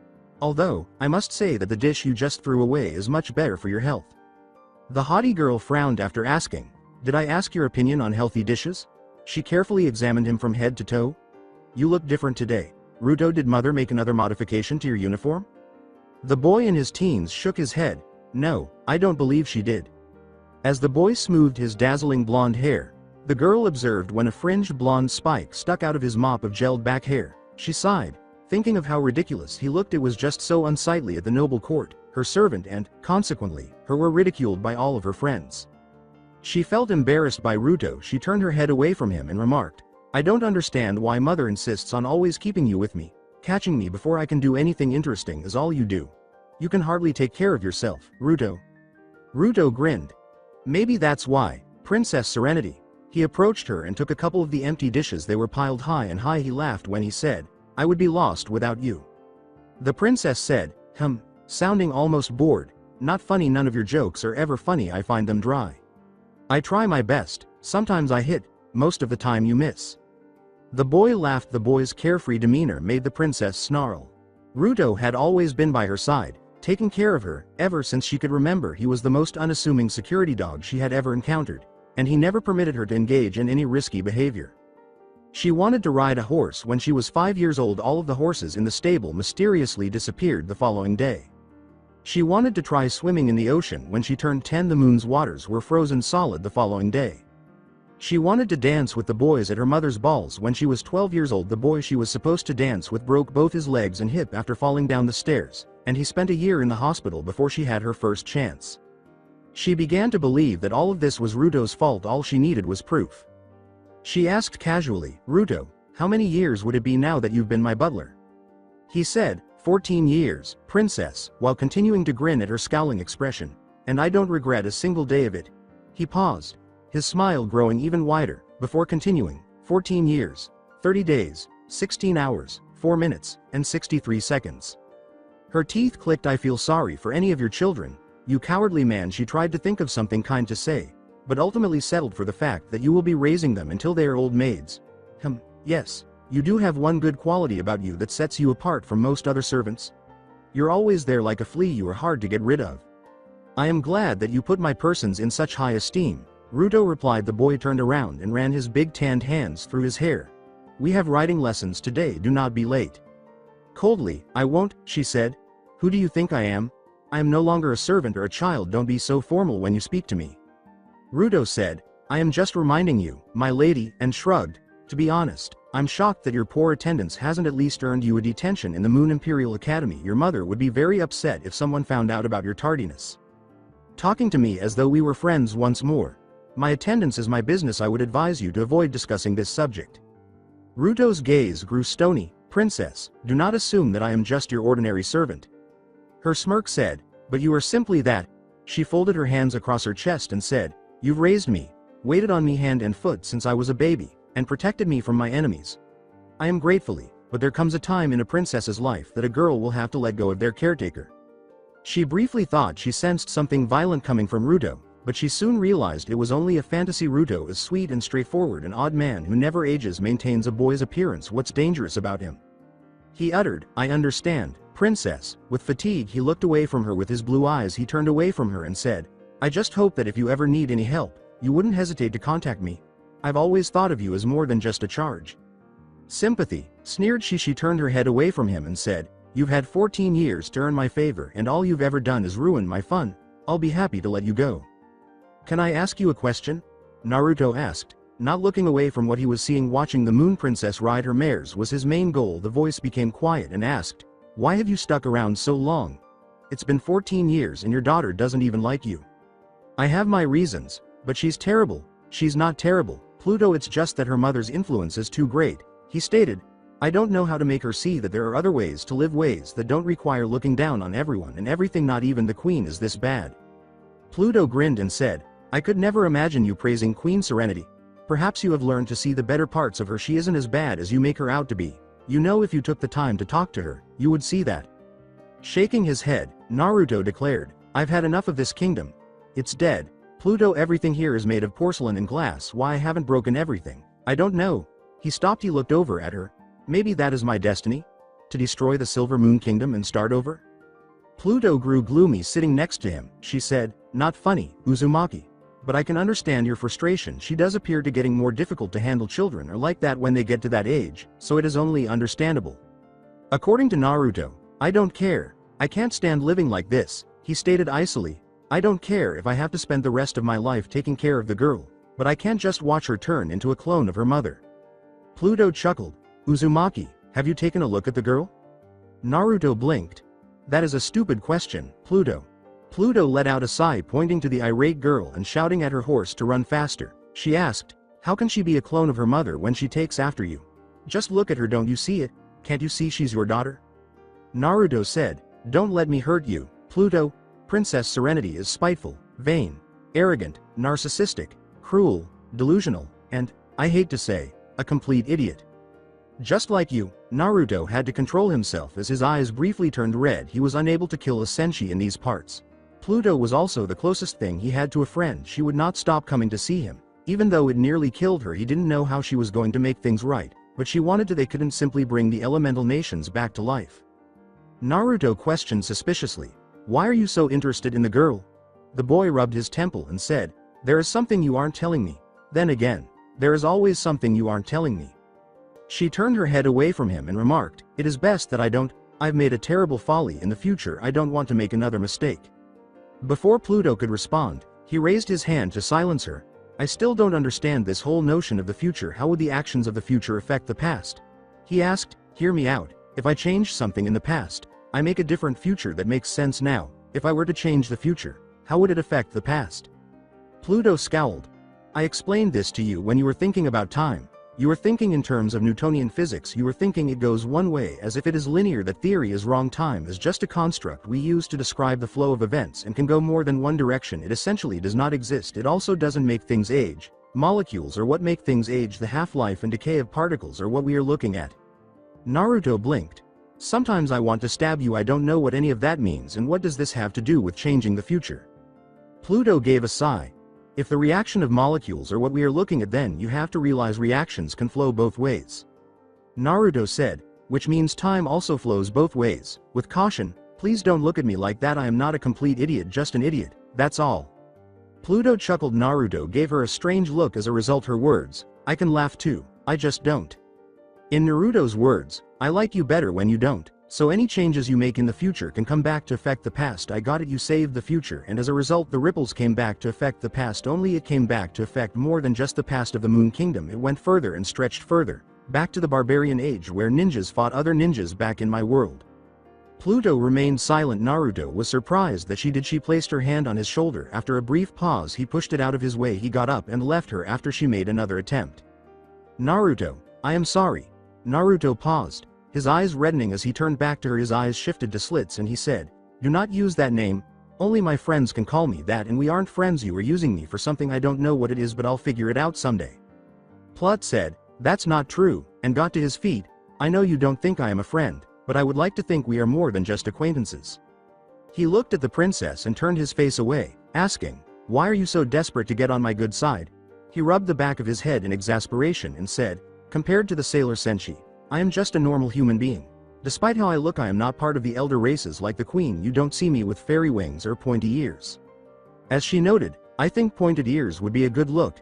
Those whisker marks would only complement it. Naruto put his hand to his face. He clenched his fist at the thought. I wasn't born with these. I had these tattooed on me at birth. Pluto knew she couldn't go on about this any longer. Are you ever going to tell her? Who? You know damn well. Who? Said Pluto. Are you ever going to tell the princess who her father is? Naruto remained silent as she approached him and noticed the clouds growing darker over his forehead. She asked, what was the deal you made with the queen all those years ago? She wouldn't have let you stay near the girl otherwise? His face broke halfway through. I don't want to talk about it. Don't ask, please. Just don't. Talk to me, Uzumaki. I'm here to assist you if you don't mind. She put her hand on his shoulder slowly, and to her amazement, he remained there. She forbid you from ever telling her who her father is, didn't she? Her response was Naruto's silence. The princess was approaching them, her eyes displaying barely contained rage. "Ruto, why have you been ignoring me?" she exclaimed. "I've been calling for help for the last 10 minutes. He's been watching you the entire time, petulant girl, and you're just trying to divert his attention from me." She moved aside when the younger girl approached her obliging servant, who did not refute any of the princess's taunts. "If you can't see the terrible resemblance between the two of you, princess, you must be blind. Wait till I tell mother, I'll have the guards whip you." "No, you won't. However, it does convey the message. Are you jealous?" "Princess, it's my fault. It seems I have intruded on your private lessons." When the princess realized who she was glaring at, she blushed. She had been glaring at the Senshi. She reactivated her glare and pointed it at Naruto, saying, "My apologies, Senshi Pluto. My servant hasn't been doing his job. I told him I was done, and he ignored me." "Untruthful, you almost ran him down on your way here after spotting the two of us too protective? I think it's time for me to go. It happens sometimes. I am sorry for distracting him. I have that way with men." The princess's lips curled up as if she had swallowed something disgusting. She curtsied to the outer Senshi, saying, "Don't apologize for this, miscreant. I bid you a good day." Pluto failed to bow. She didn't have to. She informed the princess that, in terms of power, if not influence, the Guardian of Time was regarded as being on par with the Moon Queen. "I also bid you farewell." She looked straight into the princess's crimson eyes. Before leaving, she took a step aside and gave Naruto's shoulder a quick rub. "And a good day to you, Servant Ruto." She pressed her lips to Naruto's ear while continuing to stare at the enraged Moon Princess. "Be careful. Uzumaki the Queen has called in the outer Senshi. The duo Uranus and Neptune are going to be coming after you. They aren't like the inner Senshi you have had to deal with until now. The two are equal in power of all four inner Senshi and are the real warriors of the Silver Moon Alliance. Pay attention, Naruto." Princess Serenity swiped her hand across the back of Ruto's head as soon as he was out of earshot, but the servant caught it in the act. "How dare you?" She exuded steam from her nostrils. "How dare you talk with mother's enemy?" Ruto let out a groan. "Not this bullshit. Just because she holds control of the underworld, time, and space, does not make her your mother's enemy." The princess spit out, "But she works outside of mother's influence. She is always going against mother's orders. I've heard things about her. She has power, but uses it for her own gains." Shaking his head, Naruto asked, "Her own gains? You don't realize how close you are to a spankin' girl. Just because she does always work for the best interest of the queen, doesn't make her an enemy of the Silver Moon Alliance. If anything, she is the strongest supporter since she works for the good of the people as a whole and not just the monarchy. My mother oversees the people. Pluto has refused to hand over her powers to her. If she was doing this for the good of the people, she would give over her powers. What could she need all that power for anyway?" "If only you were aware." Naruto's expression grew gloomy. "I'd much rather give the power of time and space to Setsuna than to a cocky brat like you." "Enough. You were saying you were bored?" Princess Serenity's eyes narrowed as she stared at him. She folded her long hands across her chest and said, "Yes, I am bored. There is a tournament today. I believe the new Earth Prince is participating, is he not? When will that haughty bastard stop taking part?" Naruto covered the princess's riding attire with a coat. "Nevertheless, this Prince Endymion is far superior to his uncle." Uzumaki grinned to himself as he recalled how, during one of his visits, a wild animal had savaged Espeon-sama, the former heir to the Earth Throne. It was odd because the Moon Kingdom didn't have many animals that big. "Are you ready to go, Serenity?" she said. "Of course I am," with a pout of disgust. "And that's Princess Serenity to you? How fortunate you are to have a patient father from birth. That's not how even giant nine-tailed demons speak to me." Neptune deep submerge. When a huge wave of icy water came toward Naruto, he remained in his current position with the weight of a small building. The water drowned him, and he stood motionless, yawning and stretching his hands over his head. The water swirled around him, turning to ice and slicing into his flesh, but he remained where he was. He allowed the attack to strike, cut, freeze, and injure him, keeping the chakra on his feet in the same spot the entire time. The most terrible assassination attempt ever. The tall, marine-haired Senshi huffing outside the swirling water caught his attention as he peered through his water prison. "She's adorable. She still appears somewhat pale. It's even worse in the dark." Even taller, a Senshi cried out, "Neptune, hold him just a bit longer. I'll finish him off with one strike." "No, you won't, moron." He looked over at the other girl. Her short blonde hair gave her a masculine appearance, but she was roughly Pluto's height. "Pretty, but not cute." Naruto cast a disgusted glance at her yellow Senshi uniform. "The outer Senshi are these two. Shit, Uranus must be here. A peculiar duo, one of whom appears to be a man and the other to be a princess from a fairy tale. World Imperial Shatter." Naruto was buried in the earth after the ground beneath him split in two. It's okay now, Neptune, we got him. Really? Before he was buried alive, Naruto had replaced himself with a rock god. I believe I'm still alive. Saying, breathless, that was much easier than I anticipated, Sailor Neptune said. She wiped her curly hair from her face and grinned sweetly, saying, I thought he would have put up a greater struggle. I am glad we got him over and done with. Uranus said, same here, as he leaned against Neptune. From what Mars told him, he took all the inners out by himself 14 years ago. Then the queen. She was trembling. He blasted the palace hospital wing with Queen Serenity in his arms and threatened to devour everyone who didn't comply. Devour? You mean kill, right? Uranus sighed and said, no, I mean eat. Everyone there said he had fangs? You anus, I'm more than just a fang. Naruto gave a snort. I bet you always get that joke. Neptune went on, amazing, the queen didn't believe we could kill him though, yet here we are, without a scratch. Why is that? Maybe the inner Senshi are getting weak, Uranus remarked. They're just Powerpuff princesses spending their time looking down on people. When is the last time they've been in a real battle? 14 years ago, laughed Neptune. You're right, let's go tell the queen that we've taken care of her pest. Uranus froze. Gazing up at the heavens, she gave her friend a sly glance and said, you know, we still have a few hours before we need to make our report. Are you thinking what I am thinking? Laughing, Neptune put her slender arms around her friend's strong ones. Oh, you are such a romantic. Naruto, dangling upside down on a nearby tree, arched one fuzzily. Is this not what I believe it to be? He made the decision to follow the two into the city. I'm assuming too much. They're most likely just close friends. Michiru. Haruka. Indeed, they have a lot in common. They are good friends. Naruto looked at the two nude Senshi on the bed and scratched his chin. On the other hand, he held a portable camera. I am surprised they haven't noticed me yet. You'd think a butler walking on the ceiling would be conspicuous. A cage Bunshin walked beside Naruto and said, people tend not to look up, boss. The Bunshin began to flush. I have to admit, boss, I don't think I am ever going to look at Uranus the same way again. I mean, damn, did you see what she did with her tongue? A grin was on Naruto's lips as he shook his head in exasperation. Please, that's somebody's daughter down there. The clone laughed. With somebody else's daughter, think I can get a copy of that tape? Naruto folded the camera and tucked it into his suit, saying, Blu-ray, my friend, it's called a Blu-ray. You have to love technology. The final Uzumaki scowled. Which reminds me, where did you get the Blu-ray? The clone shrugged and said, you keep a stack of them in your room. They all look the same to me. The clone's face disappeared as Naruto's hands shot up to it. Princess Serenity's first steps were recorded there. Idiot, he said. Michiru. Do you hear something? I think never mind. Uzumaki played the mini Blu-ray and sighed. I was duped by bastard. The disc is simply empty. One of them asked, you want me to pretend to be the queen? Naruto thought it was Michiru. Sailor Neptune. Want me to get the dress? I'd better leave before I get sick. He flew out the window after changing into a bird. Caw, blackmail. Let the Council of the Moon Kingdom commence, said Queen Serenity, Moon Ruler. Speak all who have news of the enemies outside the kingdom. You old crone, which one? Some of the Sailor Senshi, especially Mars, were giving Naruto glares, so he tried to appear unconcerned. If you break a girl's teeth, she will always remember it. How unjust. Are these women unaware of the concept of forgiveness? How about the adversaries within the kingdom? Sailor Mars asked, glancing at Naruto. We still haven't found the terrorist from that incident 14 years ago, you know, the one who killed the champion. Mars, touchy, do you wish to get rid of me so quickly? Are we afraid? Naruto grinned at her, his eyes crinkling. He filled the queen's cup with tea. Would you like a cup, Lady Mars?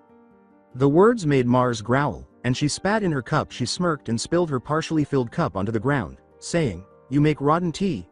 Her dark eyes glared at him. Oops, I made a mess. I believe it is your job to clean this mess. Naruto's composure remained. Why Mars was attempting to discredit the queen was beyond him. 14 years ago, they had covered it up by claiming that a terrorist had entered the palace, killed the previous champion, and set off the Great Hall. From the palace to the planet's exiting docks, Naruto was ready to murder everyone. He didn't leave the place permanently. Even though he was about to take the baby, there was no more fighting or violence. As soon as the baby grabbed his finger, Naruto did not want to hurt the girl, which would undoubtedly happen if he took her away from her mother. For both of them, it would be unfair. Queen Serenity wasn't Naruto's favorite. She wasn't a bad person in his opinion, but their values couldn't be more different. The queen aspired to create a beautiful, ideal universe. She aspired to establish government structures, construct palaces everywhere, etc. In essence, her goal was to run an extremely intricate dictatorship. Naruto Uzumaki would not tolerate that. For this reason, he turned down her offer to become a knight of the Moon Kingdom. A government that would let a 30-year-old immortal fairy rule an empire with an iron fist is not one he would work for. It was just a dumb idea, but he wanted a secure upbringing for his daughter. He had no idea how to be a parent, but he wanted the best for her. He was raised as an orphan. He had no parents. Even though he would have been content with just one, Naruto did not want his child to experience the same fate, and it was unacceptable that he would have killed himself or his child if he had continued to run. Thus, he agreed to the queen's offer in secret. He would be taking care of Princess Serenity unless they attacked first. He would have to pose as an ordinary person and never raise his hands against the sailor Senshi again. Sailor Mars kept pushing the boundaries of his bargain, but he had so far kept every end of it. She's pleading with death. Let me clean that for you, but I must say, I didn't expect a princess of the sailor planets to be so clumsy. Around the table, a few nobles let out a gasp. It is unacceptable for a common servant to disparage his superiors. Among the top power bases were the Senshi. The Senshi were beneath the queen, and the nobles were beneath the Senshi Ruto, and other commoners were beneath the nobles. This was an absolute system that had to be adhered to, or else penalties would be imposed. Naruto detested the system, but he was powerless to change it. He tried not to smile and asked, "Did I offend you, Mistress Mars? I'm sorry, that was not my intention." Sailor Mercury caught her hand just as Mars was about to throw her cup at him. "Mars, no," Mercury scoffed as he glanced at Naruto, who had a smile on his face. She glared at the servant and said, "He slipped, that's it. Isn't that correct, Servant Ruto?" "Enough of this," said Queen Serenity. She turned to face the other Senshi to check for disagreement. "There are no enemies within these walls." Not one of them did. "Everyone in this room is loyal to the Moon Kingdom. I trust every last one of you. Not including me." My queen, trying not to pay attention to the glare Sailor Mars was giving him behind his head. Naruto was on his knees tidying up the mess as fast as he could. Threatening to take your daughter away, however, is unlikely to inspire much trust.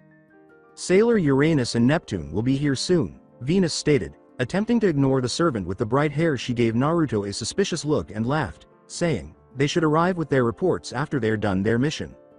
The queen glanced briefly at Naruto and grinned at this unspoken joke. "Yes, indeed. Let's hold off until they get there."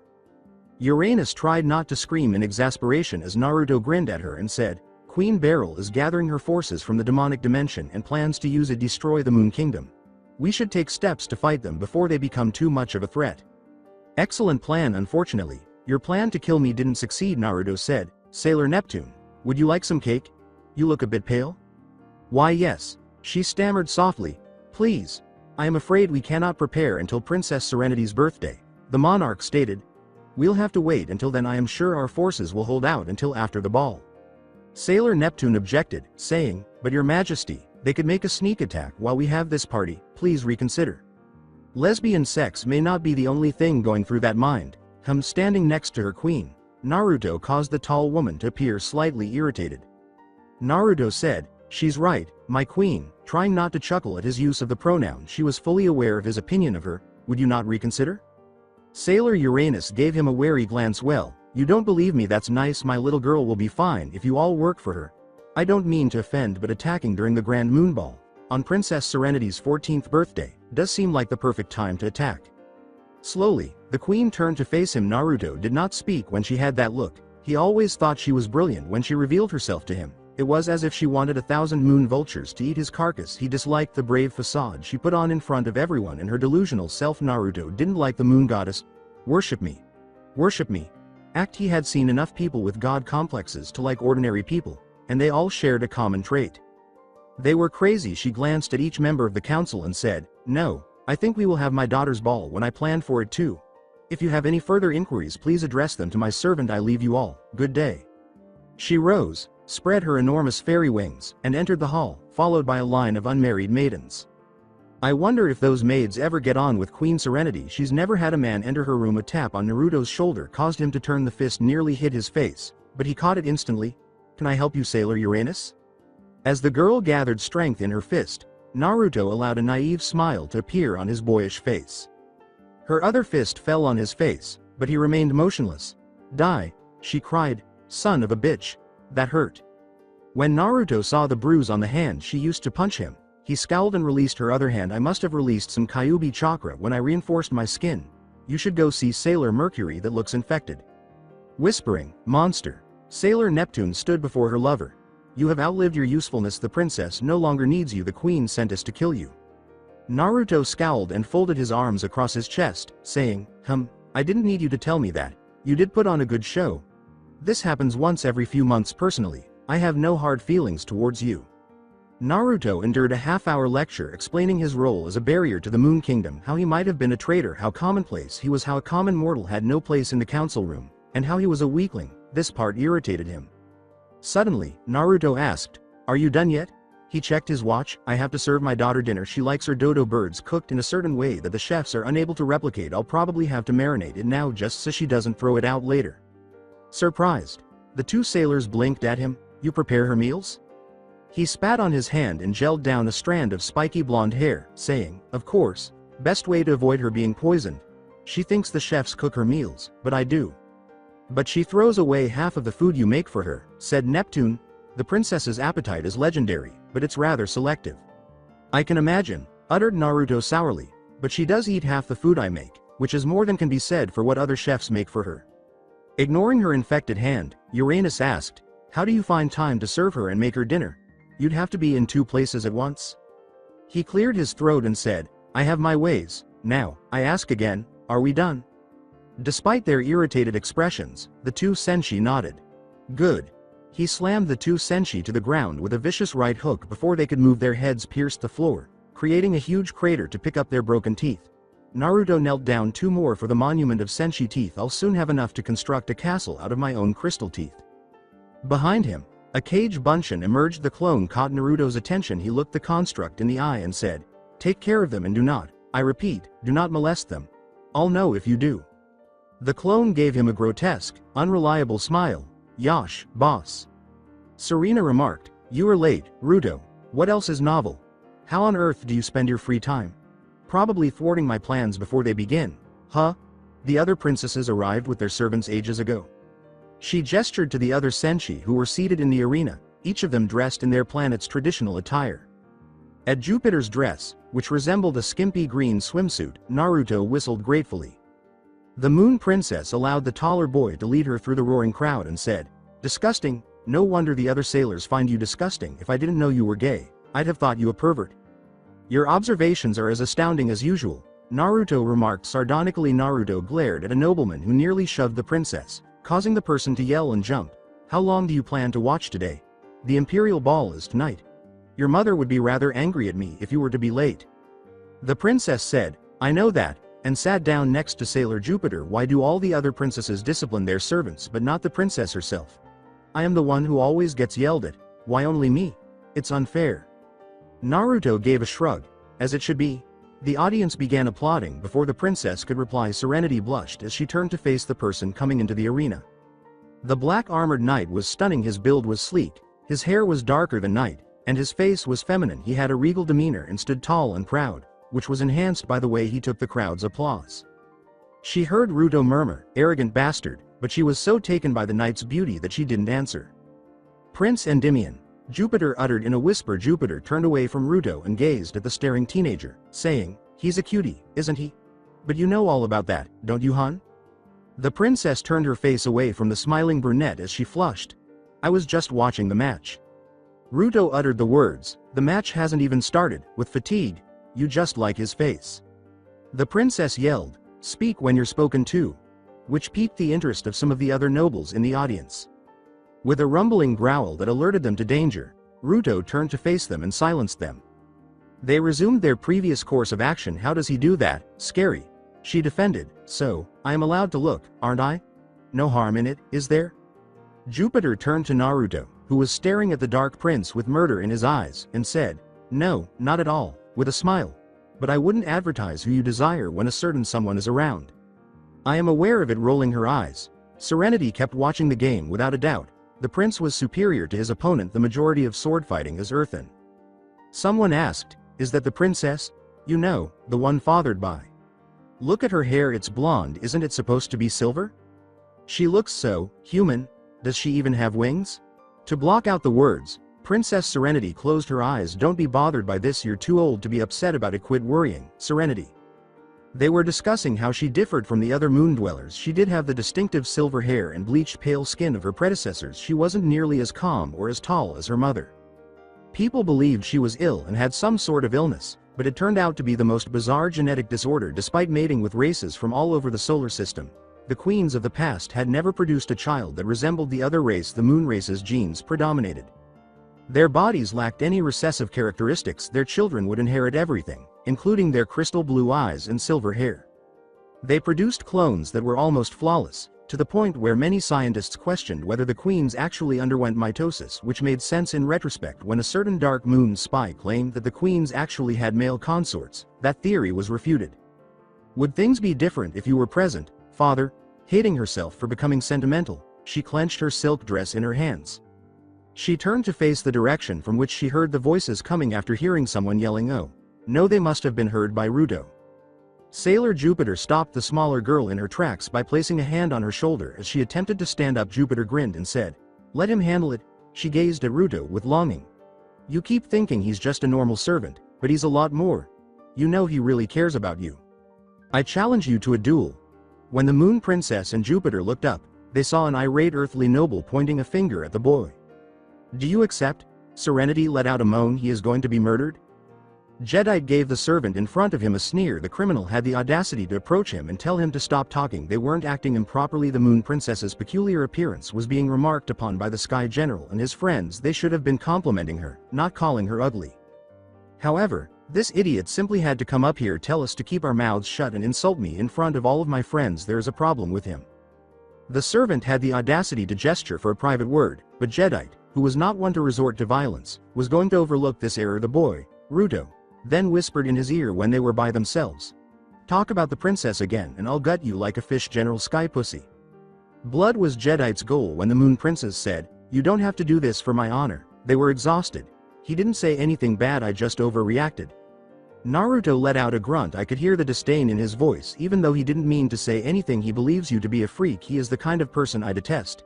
Can you pass me that sword, princess? The princess gave Naruto a slender samurai-style sword. While rolling her eyes, she questioned, "It's awfully small, isn't it? Wouldn't you want something bigger?" Naruto shook his head and checked the balance. He returned the sword to its sheath and turned to face the door, saying, "No, this one is perfect. I guess I am heading out." Princess Serenity feared for the boy's safety. "Are you sure you can fight him?" "He's one of the 4 sky generals of the earth," she replied. "They say he's about as strong as Mars." Naruto gave a snort. He laughed and got to his feet, giving the princess a pat on the head. "If that's his limit, I am sure I'll be okay." "Again, stop touching me, you are making me mad," she replied. "I hate you, you're so annoying." Naruto chuckled. "I've heard it before, though she does have a cute side. Though moments like these serve as a reminder of my continued existence, I'm relieved that the little girl from long ago is still alive." With a hopeful expression, she inquired, "Do you have a plan? That's why you accepted, right?" Naruto gave a nod. He lifted them to show her his fists and said, "Think about how he made you sad, then channel my anger into these fists. Good plan." Millions of people watched as Jadeite was severely beaten, coming within an inch of his life, while Queen Serenity folded her hands under her chin. Even though the situation was brutal, the crowd did not demand that the game end even after a small samurai sword was used to cut off the general's left arm. The medics would have likely hurried to the scene, but Jadeite fought far past that, until the ankles of both of his legs were severed. "You don't look well, Sailor Uranus," wrote Queen Serenity. "Do you need to see the medics?" According to the blonde, "No, I will be fine, it just caught me off guard." "I suppose the savagery you witness is not reflected in your reports, which boast of great victories against the enemies on the outer edge of our solar system," because she didn't want to witness the Sky General reduced to a whimpering baby. The queen closed her eyes. "How is Neptune?" The woman's face went white. She scowled at the composed Naruto, who appeared unconcerned by the claps around the arena, and said, "She does not like seeing things tortured. My queen, why do you keep him around? Why is he so close to the princess? Why not send an army to wipe him out? I don't understand." "I've done that and more, Uranus. Do you not think I've tried that?" She looked at her most devoted servant, turning away from the Uzumaki. "It's as if he has a spy informing him in advance, before I have a chance to set him up. He has managed to evade all my assassins, soldiers, accidents, and calamities." The sailor didn't appear persuaded. She pointed to the boy, who was being screamed at by an enraged princess, and said, "My queen, I find that difficult to believe. You don't even warn your daughter of the danger she is in being near him." Despite her desire to concur with Sailor Uranus, the queen's lip-curled Princess Serenity wasn't in danger from Uzumaki. Despite his many positive and negative traits, he was the ideal caregiver. Even though she wouldn't acknowledge it out loud, he was serious about his work. He prioritized the girl's life over his own, which was extremely uncommon in the Moon Kingdom. In a society where immortals were common, one of the greatest fears they faced was death. Death was so final, but they could always have another child. No problem. People consequently placed a higher value on their lives than on their children. Although the inner planets didn't do that, the queen was aware that many people on the other planets, particularly those without Senshi, loved their children more than themselves.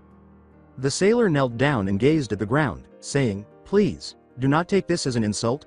The queen's eyebrow went up, but she did not conceal her astonishment in any way. This Senshi was especially proud. The blonde gazed up at the queen with beseeching eyes. "Please tell me, Queen Serenity, that you are not starting to develop feelings for the beast." The queen's eyes glowed with rage. "Dare you ask me that? To question your master? Who are you? When you are unable to control your sexual urges, you should think about patronizing me. Do you believe I am unaware of your relationship with Neptune? You would do well not to breach this subject, if you are concerned about getting killed." She warned her, but she disregarded it. The queen's eyes narrowed and she said, "You deserve much better, like you. Fool, if he hadn't touched you, the princess wouldn't have been born. I am so sorry that he touched you, my queen." Uranus extended his hand to the queen's. "If it was this, we are more than willing to serve. Why am I not surprised by this?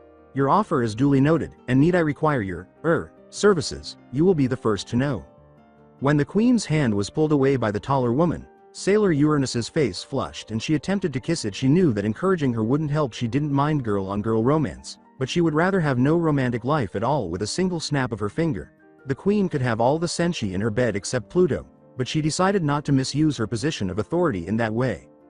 The queen was well aware of the issues that could arise from sharing a bed with a Senshi. The issue was that the sailors were more than happy to comply and revered the ground she walked on instead of being slaves. These women were meant to be soldiers. The more time they spent with her, the more they forgot that they were working for the state, not for her.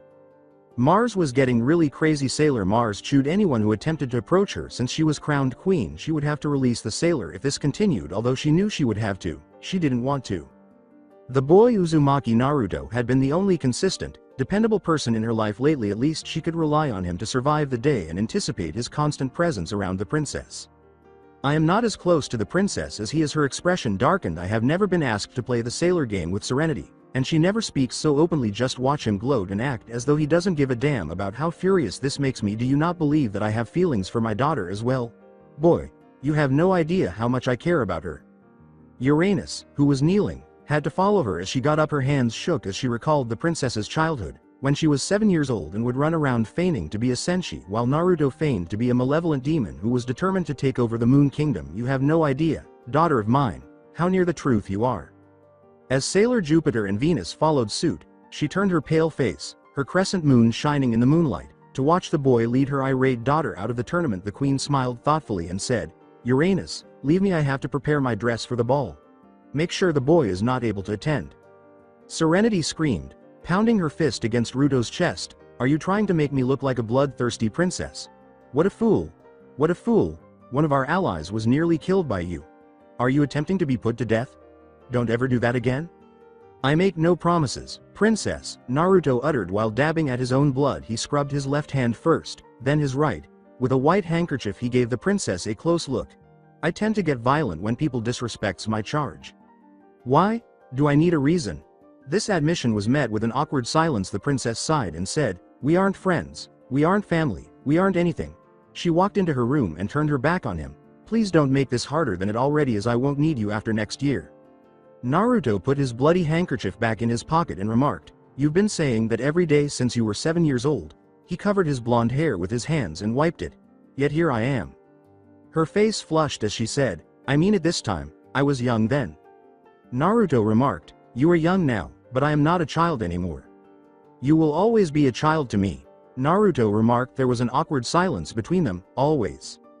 With a growl of frustration, Princess Serenity stormed into her chamber. This was something she detested. She detested the boy's parental behavior. Her Ruto was far more annoying than the other caregivers she had encountered. Jedi was vowing to exact revenge on the servant of the princess. The one who was presently posing a threat to the Dark Kingdom was the one who severed his legs and took his arm. What's the threat? Because someone of his caliber couldn't be defeated without a Senshi-level warrior trying to come up with ideas on how to kill the boy without anyone noticing. Jedi was having trouble.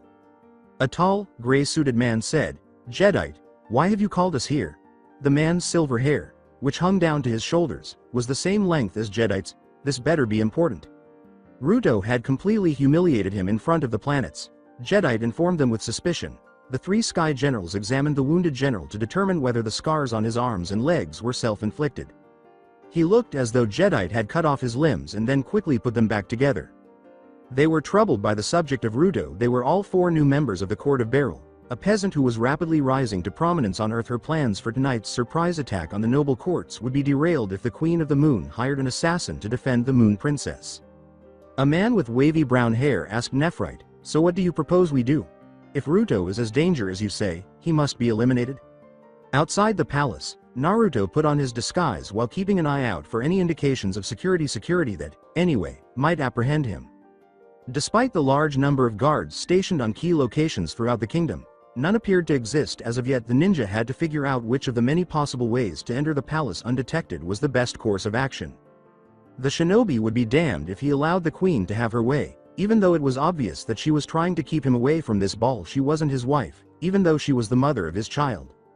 Other than the oath he had taken, he owed her nothing, and she owed him nothing more than the ambiguous pledge she had made. If the assassins he had to contend with for the previous 14 years were any indication, Naruto somehow questioned whether she would fulfill her end of the agreement.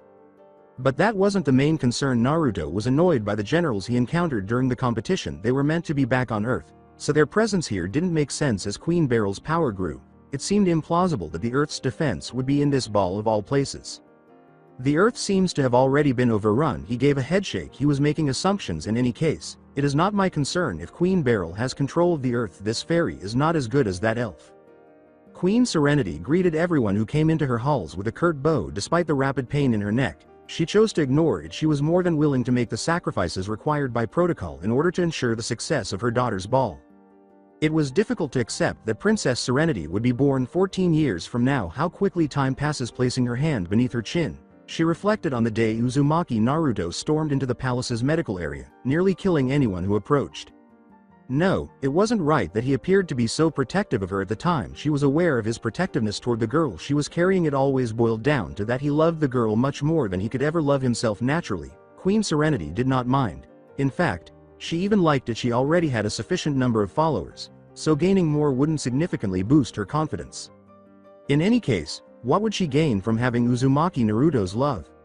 Not that she didn't have enough men. She didn't really care that she could never commit to a man because she was afraid of the political favoritism it might give to the clan or political group the person might represent. She was in charge of a huge empire that ruled over billions and billions of races, and it was only growing. The only thing left to do was to destroy Queen Beryl, who was turning into a dangerous political force on Earth, since her main threats had long since been sealed. Her two most devoted Senshi, Uranus and Neptune, did not always agree with Queen Serenity's preference for politics over combat, even though she would have sent a team of Senshi to slaughter the Earth if she had been like her mother.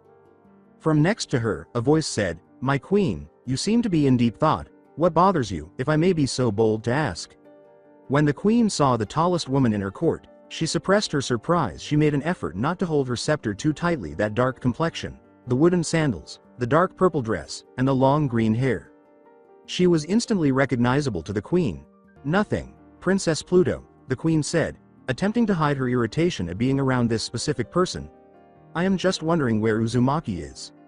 "I find that bit hard to believe," Pluto remarked, grinning spectacularly at the queen, "considering how you banned the man from attending." Without hesitation, the queen smiled back at Princess Setsuna. She took a step in the direction of the woman, her fairy wings fluttering innocently behind her. The queen didn't need to raise her head to meet her gaze because they were roughly the same height. "He isn't a man, Princess Setsuna. He's but a petulant child that refuses to let go." "It is difficult to let go of your child, is it not?" "It would be, if the child belonged to him."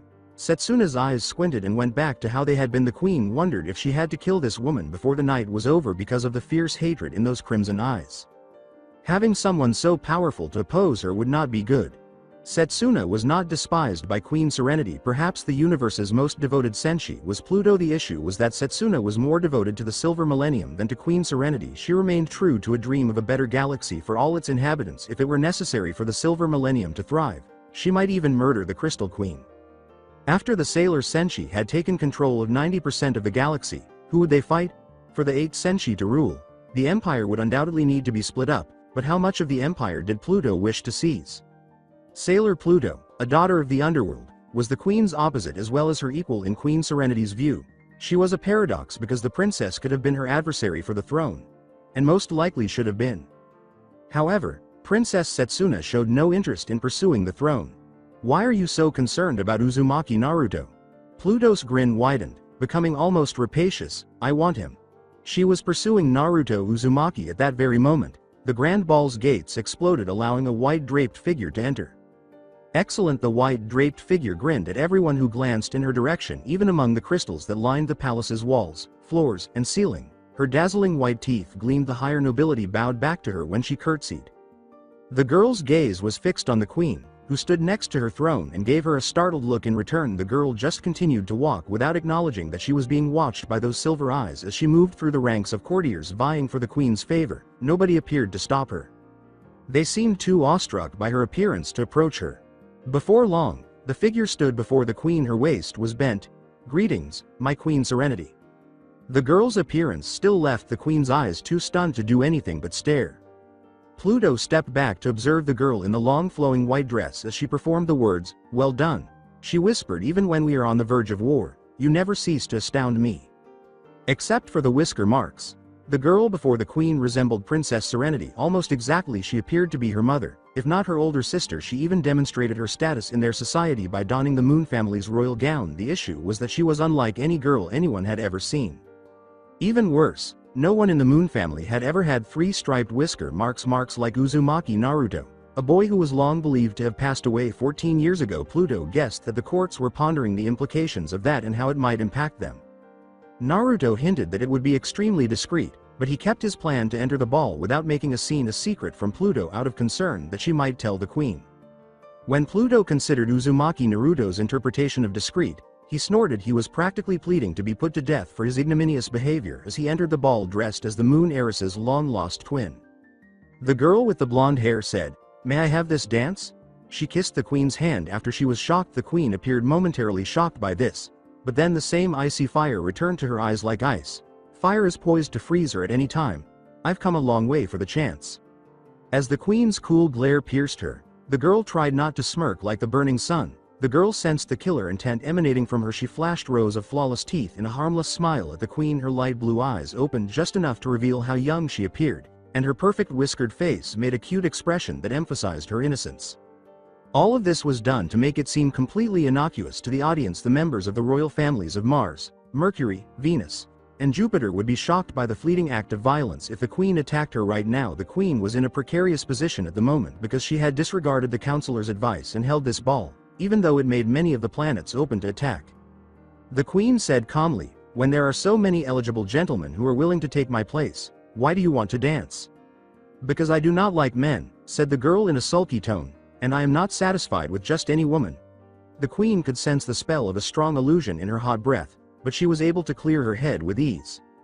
"Who are you? Give me this dance, and you will find out." The queen was hoisted off her fragile feet and placed in the center of the dance floor. With hardly any force, the queen was unable to release her from the girl's firm hold. She glanced around to see if any of the guards were intervening, but she saw that they were all busy conversing with blonde women of various sizes and shapes. Music began to play as soon as the two entered the center of the ballroom. She remembered hearing Uzumaki Naruto play a lullaby to her daughter one evening. This lullaby, in contrast to the musical stars, was performed by a group of violinists and pianos. There were groups of violin players, all with the same blonde hair, and the queen questioned whether she had even hired more than 3. Glancing at her coldly, the girl said, "Shall we begin, my lady?" The queen was brought forward by the girl, who put her slightly tanned arms around her waist. The smaller girls were soon ballroom dancing after the queen instinctively wrapped her own hands around their waists.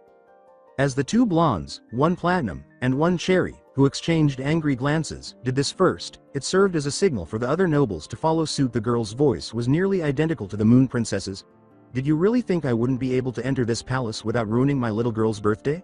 She asked. Honestly, I thought you'd have known me by now. The queen's icy face became even more icy. If that's possible, the woman gritted her teeth and tried not to scream, saying, I can't believe you would go so far just to spite me. Did you have to make a scene? Couldn't you have just snuck in as a waiter?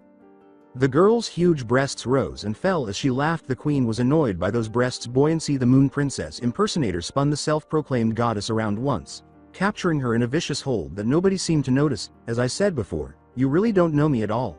To the queen's ear, she lowered her full lips. I am Uzumaki Naruto. Don't you remember our meeting? I came in with a bang, and I haven't stopped since.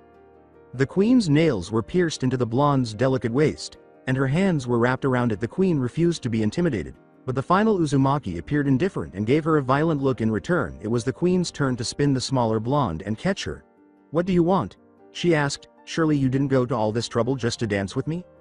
Naruto gazed at her with knowledge, whispering resentful words into those doll-like features. The girl placed the queen's head on her shoulder and said, I think you are aware why. Our daughter is seeing that Earth Prince. She says she's in love with him. The bile, which appeared to be coming from the pit of the queen's stomach, had to be bitten down. No, you're lying. Earthlings were a problem for other reasons besides being a lower race. Not when the planet is having a civil war. Uzumaki grinned somberly. Naruto placed a hand on the queen's cheek, causing her to wince. I don't think the moon princess cares one way or the other about politics. She seems to be living in her own world. Just like someone else I know. With a defiant glare, the queen withdrew from the girl. Anger boiled up inside her. I allowed him to touch me. After he touched me, she attempted to control her anger at being treated that way and was able to prevent an outburst. I think we are done, today. The girl closed her eyes and gave her another flawless smile. I don't think we are, she said. The girl turned away and walked toward a haughty-looking sailor Pluto, saying, I don't think we'll ever be done. The queen wanted to stab the green-haired Senshi in the stomach, rip the grin off her face, and remove the dark crimson eyes from that lovely face. But all she could do was watch icily as the man, boy, who was her child's father, entered the arms of a potential foe. Somberly, Naruto said, This kingdom is going to fall tonight, isn't it? With her blue eyes?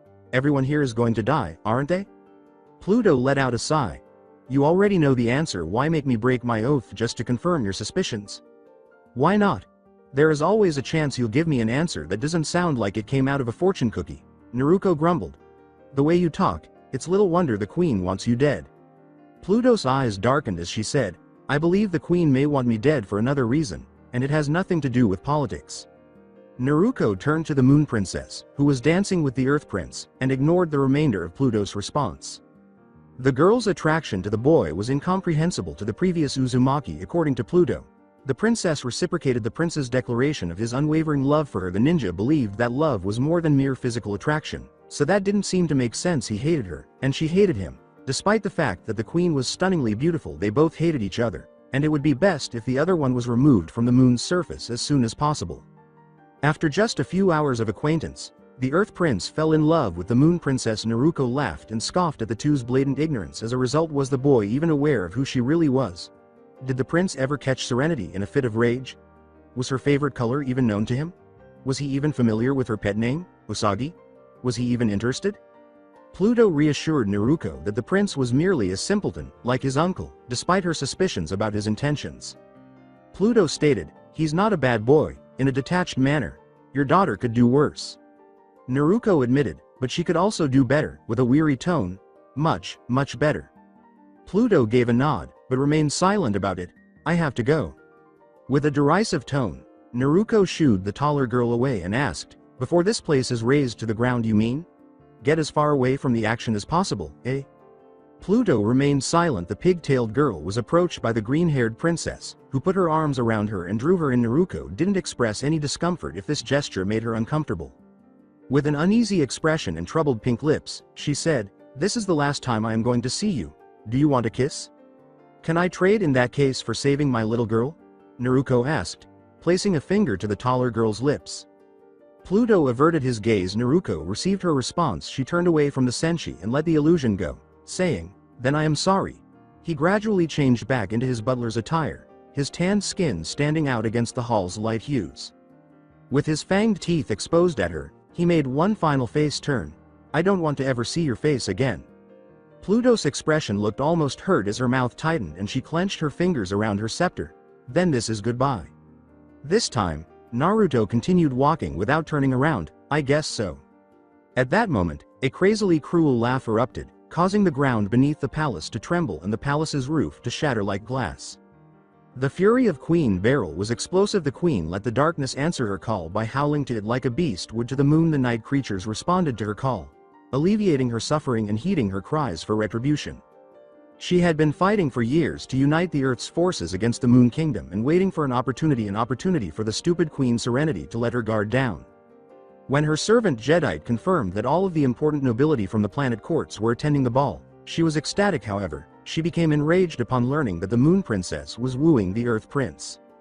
Queen Beryl owned the Earth Prince. He was the last thing standing in the way of getting the Earth. Although many were aware of her influence, she lacked the Prince of the Blue Planet's political legitimacy. The Earthlings appeared to love the Prince, regardless of whether he was a simpleton who was prepared to allow the Moon Kingdom to invade his planet. To make matters worse, the boy who defied her authority had to flee and fall in love with the Moon Princess. Of all people, was the moron attempting to murder them? Was the boy not aware that he was committing political suicide? The God Queen would be down on them like a wolf on a den of defenseless pups if he made one mistake. Didn't he know that? No, that was the issue. None of this was known to the stupid prince, not with this mind, but with his penis, the boy thought, and the queen was going to correct that tonight. Jedi, Nephrite, Zoisite, Kunzite, she cried out, tearing a hole in space as she leveled her scepter into the ground. Get the demons in positions. Fail me and you will die. Once faithful to the stupid prince, the sky generals bowed their heads and kneeled without hesitation before teleporting as he created a wormhole for the millions of Yoma at her disposal to enter the Moon Kingdom.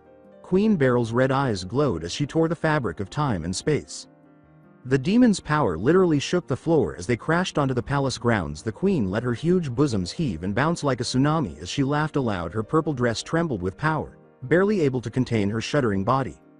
All of her plans would work out tonight. The final threat to Earth, the Moon Kingdom, would be destroyed tonight by the Elven Queen. After years of suffering and conflict, all that mattered was this chance, regardless of whether history would depict her as a wicked person or whether there was a possibility that she would be killed today. She had a slim chance of killing Queen Serenity, the all-powerful goddess. But first I have to take Princess Moran back to the Earth, she muttered, releasing the enormous demon Queen Metalia by launching another stream of dark energy into the sky. With any luck the Moon Princess will be nearby. A voice exclaimed, just where do you think you are going? Uzumaki Naruto, you are under arrest for conspiracy against the Moon Kingdom. Naruto didn't turn around to listen to the others. Uranus world shaking. Neptune deep submerge. Shattering the glass as he jumped out of the castle windows, Naruto muttered, not this bullshit, again, substituting a vase for himself. This made it look much more impressive. Don't these idiots ever stop? A clone said, probably not, boss, and leapt from the roof. Still, they could be useful. When Naruto asked, you have a plan? Think you can take care of them?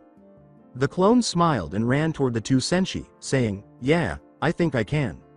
Sailor Neptune held up her hand and yelled, stop right there, or in the name of Neptune we will.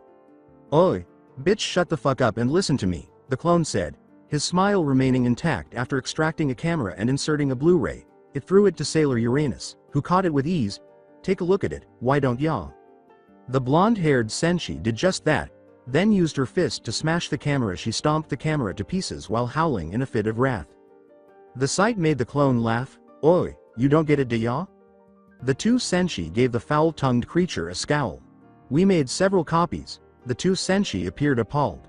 The clone appeared thoughtful as she said, and we got them ready to release, unless you do a little favor. The two were hesitant to inquire about the creature's request for a favor. It said, nothing fancy, just watch out for the moon brat, and immediately approached the two. Do that, and we'll delete the 1,000,000 copies we have on order. The creature turned to smoke as Uranus's fist struck it. So this is where you were, Naruto remarked, giggling at the Senshi's ready forms. Odd. I expected you pretty soldiers to be in the ball dancing it up with the best of them.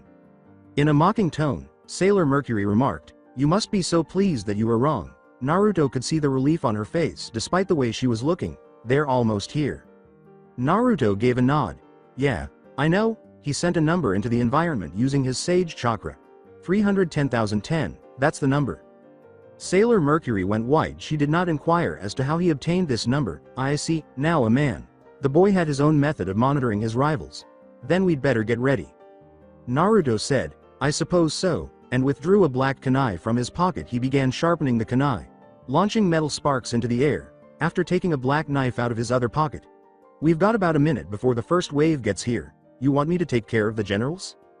The sailors exchanged glances as Mercury attempted to mentally perform the calculations for success. She said, No, we can deal with them. How good are you with uncountable odds? What I am saying is, how much time can you buy us? Naruto considered it. Enough time for you to evacuate the Moon Princess. It must be so. Mercury thought there was only one person in this place that Naruto cared about. Her expression softened. She didn't notice his eye twitch and asked, So we're working together, are we? Never thought this would happen, did you? Naruto gave a shrug. A vision of Gaara, Haku, and Sai flashed through his mind as he said, I've had stranger enemies turn friends. Believe me. He glanced at Mars and said, Been there, done that. Any chance Mars won't kill me while my back is turned? Mercury winced. Probably not. As the Earth Prince's life came to an end, Princess Serenity held him in her arms. Don't leave me alone. Please. Please, hold on. Blood dripped from the simple prince's lips as he grinned pitifully. He gave her a beseeching look and said, I can't. Please, run. The life was extinguished as his eyes gradually grew darker. She let out a heartbreaking, no, scream, no. Something inside of Queen Beryl shattered as she gazed at the scene in horror and saw the Moon Princess glow a strong silver. She's going to kill herself, and take me with her, she yelled. Damn you, girl. I will not let my life be snuffed out by the likes of you. Queen Beryl brought her weapon up to deliver the final blow. Farewell, Moon Princess. A Naruto clone sprinted in the direction of the yelling girl. He yelled, Hurry up, damn it. He sensed a strong signature ahead and knew his little girl was in danger. Serenity, don't do something stupid, just hold on. I believe I loved you. The Moon Princess turned to face Ruto, sweet, uncomplicated Ruto, who had rescued her from danger. She gave the servant a sorrowful smile. Ruto said, That was a close one, as he gave her a very concerned look. Serenity, say something. I am unable to. Ruto's blue eyes began to water. This isn't funny, he said. God, I was so afraid. Why have you always been scared for me? I've been cruel to you all my life. It's too late, Queen Beryl declared as she descended to the earth. She gazed at the pathetic scene of princess and servant, her long red hair encircling her. She gave the girl a sour sneer and said, She's lost the will to live, idiot girl. You truly loved him. No, no, shouted Ruto. I find it hard to accept that. Ruto embraced the princess and held her close. She's mine, she's a fighter, she won't die. Foolish Ruto, what are you saying, at this particular moment? Observing his deteriorating face, the Dark Queen reprimanded him. You are nothing more than a servant, nothing more than a caretaker. Leave the girl and make your escape. I've been known to be merciful, on occasion. True enough, I'm dying. I'd like to pass away. I killed the prince. Ruto, let me die. Hurry. Run, Ruto, run. I can't run, Ruto uttered in a stutter. I can't leave without her. I can't even live without her. The queen squinted her eyes. What is she to you?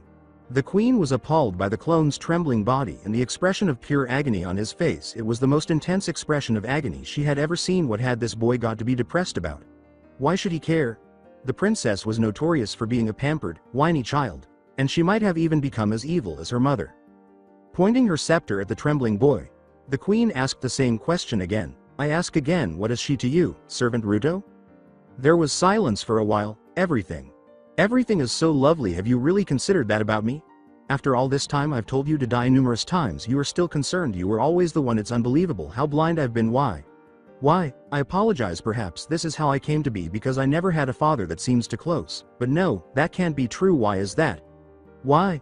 However, there are moments when I wish you were the Moon Princess's eyes lost their brightness. The cage Bunshin did the same. Queen Serenity collapsed to her knees when she heard a roar of such intense suffering. Is Naruto there? She turned her gaze to the battlefield before her. Red energy swirled around him, enveloping him in fine crimson fire, and her sire was holding his head. The boy's eyes appeared to be growing ferocious, vicious, and inhuman, and the fire appeared to be gushing out of his skin. It was the most horrifying change she had ever witnessed. The bones beneath his skin were protruding from his body, and his arms and legs were growing longer.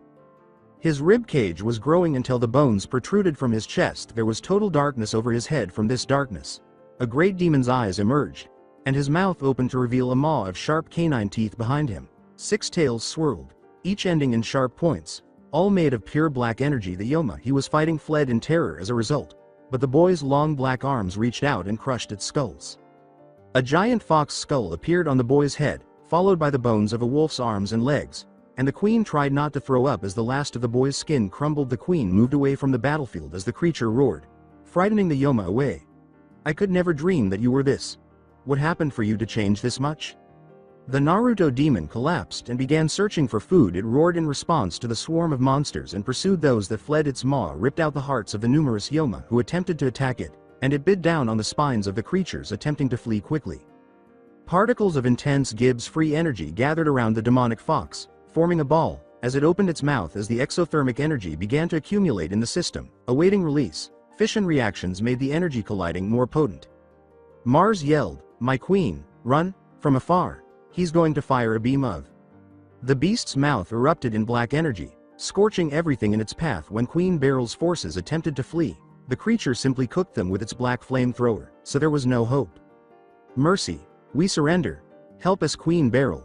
As the enormous Naruto-like creature crushed, stomped, slammed, tore, and mauled everything that stood in its way, the demon's cries went unheard. With a start, the queen realized, he's enjoying it. He's lost. Naruto's completely lost. As she watched the mindless creature kill and kill, the queen experienced her own heartbreak. This Naruto wasn't her. Despite his many facets, Naruto was not a heartless murderer. She couldn't think of a single instance in which he killed for fun. Despite the princess's influence, he made every effort to avoid violence wherever possible and to lead by example. Uranus yelled, "My queen, oh, my queen." Behind her, as she bowed on her hands and knees, the Senshi said, "Pardon me, but we couldn't protect her. I am sorry, but the princess is dead." As she watched her army being wiped out by the enormous fox-like creature that was rapidly developing a seventh tail, Queen Beryl let out a cry of rage. Did Yoma work for the Moon Kingdom? Why didn't I know?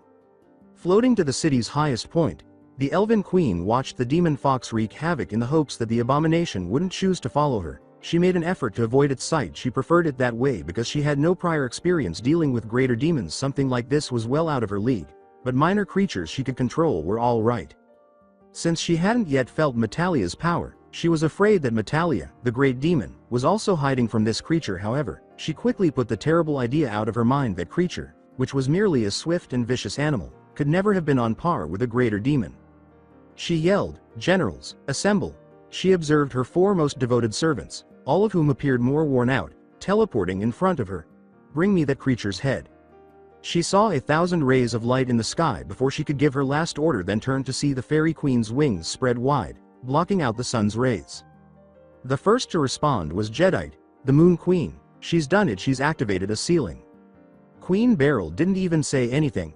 "Pardon me," the queen said, her eyes welling with tears. "There is no other way." Gravity was the first to fail. The buildings and dust were the first to be impacted, and the artificial gravity that had stabilized the kingdom disappeared as ceiling dimension opened up in the heavens. Everything began to move in the direction of the artificial sky, which was gradually disintegrating. Now bruised and beaten, the sailor Senshi floated up to the dimension, sobbing as they watched their lives transform into energy balls. They felt as though their essence, their souls, had transformed into something more than just molecules bound together, cells, or electromagnetic particles. As her kingdom disintegrated in front of her and vanished into the sky, the queen remained unflinching. It brought together the Silver Millennium aristocracy and the creatures of the Dark Kingdom. This was her last attack, and it was a suicidal one. "This is all my fault," she muttered. "I will be the one to pay the price." She gazed at Fox Naruto's form as it drifted into the dimension. He was traveling to the location where the adversaries would be sealed because he was right in the middle of the conflict. The queen sobbed as she considered the boy's unfortunate destiny. "I am going to seal you with the very creatures that will torture you until the seal collapses," she cried. "Naruto, I am so sorry." She didn't take her eyes off the gory bloodbath as she watched the enormous demon fox open its maw and rip apart the creatures that had gathered around him. She owed him this much, so she couldn't. She rubbed her eyes and said, "But what do you care? Serenity is gone. She was everything to you, wasn't she?" As though the beast had heard her, she heard it roar again. "Goodbye," she said as she spread her wings, closed her eyes, and allowed herself to become dust. Her remaining energy was converted into fuel for the eternal sealing spell. "Perhaps you and I could have been in a different life. Wake up." Naruto woke up as a bucket of dirty water splashed in his face. He scanned his surroundings to determine his location. The rest of his body, including his arms and legs, felt numb. He saw his neck pinned with ropes and his arms and ankles shackled to a cross when he looked down. The individual who threw the bucket remarked, "I've been waiting for this." He emerged from the shadows. "Do you remember me?" Naruto nodded after attempting to speak but being unable to do so due to severe throat pain. Jedi grinned. He called forth a sword out of thin air and said, "I am so glad." He walked over to the pinned Naruto and said, "You've foiled our attack." The Biju container screamed in agony as he drove the sword into Naruto's stomach, saying, "I've been instructed to find out how, and why." He stabbed Naruto through the lung, causing another groan of pain to escape. "For the next 100 years I am going to be your master," he said. "You will call me Master Jedite." Jedite hesitated before hammering Naruto's face and shattering his nose because of the intensity of his glare and the hardening of his weary blue eyes. "Don't look at me like that." He smashed his nose repeatedly, shattering it into tiny fragments. "Do you hear me? You will obey? You will break? You will call me Master Jedite?" Naruto's breath became death, his teeth became fangs, and his eyes became slits. He gave the general a very close look before responding, "No, you will call me." Jedite let out a cry perched on her throne. Queen Beryl watched another death-defying battle. This was the only sport available in the sealed dimension beneath Antarctica. Although she never engaged in such cruelty, she did find the spectacle to be entertaining. It was chaotic, bloody, gory, and merciless. That's what the Dark Kingdom's demons wanted to see. The demons were particularly drawn to this battle because it was one of unadulterated strength and destruction. In addition, it was a battle against an opponent who was at a significant disadvantage, and last but not least, it was a battle against a non-demon creature. No man and demon were engaged in combat as the spray of blood rose into the air and rained down on the other Dark Kingdom creatures. Queen Beryl grimaced. These animals just wanted more and took pleasure in cruelty. No matter how many people he was up against, it didn't seem to matter that the man in the middle of the fight kept killing them. All they wanted was a good show. Even worse, they wanted to be on the show. "There are thousands of these idiots all around me. Drop a dozen more Yoma into the pit, Jedite. Our gladiator is done with this lot." The Dark Queen's long blue fingers released a flurry of magic as she opened her palm. The numerous bodies of the severed and fallen Yoma lay broken in the pit where the magic swirled. The Queen wished to give the remaining 12 Yoma who were cast into the pit a chance at survival. Metalia was aware that they would require it. Every advantage they have against a foe like Uzumaki Naruto could mean the difference between life and death. The Yoma appeared to favor death for some reason. Time in this dimension, it was lost. He had an idea of how many days he had spent as a Dark Kingdom prisoner when he first woke up here. He estimated that it must have been a year, 2 years, 3 years, or 4 years, but he had lost count. After 100 years nothing shone in this realm. Not even the sun. The Yoma appeared to flourish on the purple darkness that covered it. The other creatures in this dimension attempted to convince Naruto that he was a human. He would not stoop that low. Nor did he feed on the flesh of the fighters who had died in the pit. Nor did he flourish in the dark energy that pervaded this area. On nights when he was so hungry, however, he occasionally came close. Why not? This dimension contained only demons and no food in particular. Female demons apart from the 4 sky generals. He had not yet seen a single male in the area, and they all appeared more interested in one another than in the thousands of girls that lived in this realm. Leaning against the pit's walls, Naruto gazed up at the sky. He could see another dozen Yoma above him. His spiritual energy would be absorbed as they descended to bite into his flesh. Their primary food source was that they only bit his flesh for fun. A snake woman said, "You will lose today, Uzumaki," as she slithered toward the wall. "We are the Serpent Sisters. We've seen how you fight, and we know how to counter it." "Yes, you do? Just shut up. I don't need to know the names of the things I crush underneath my feet." Glaring down at him, the snake woman turned to look at her sisters. The only difference between them was the color of their skin. Otherwise they looked nearly the same. Some were black, some red, and some blue. It didn't matter to Naruto. They would all be dead within a few seconds.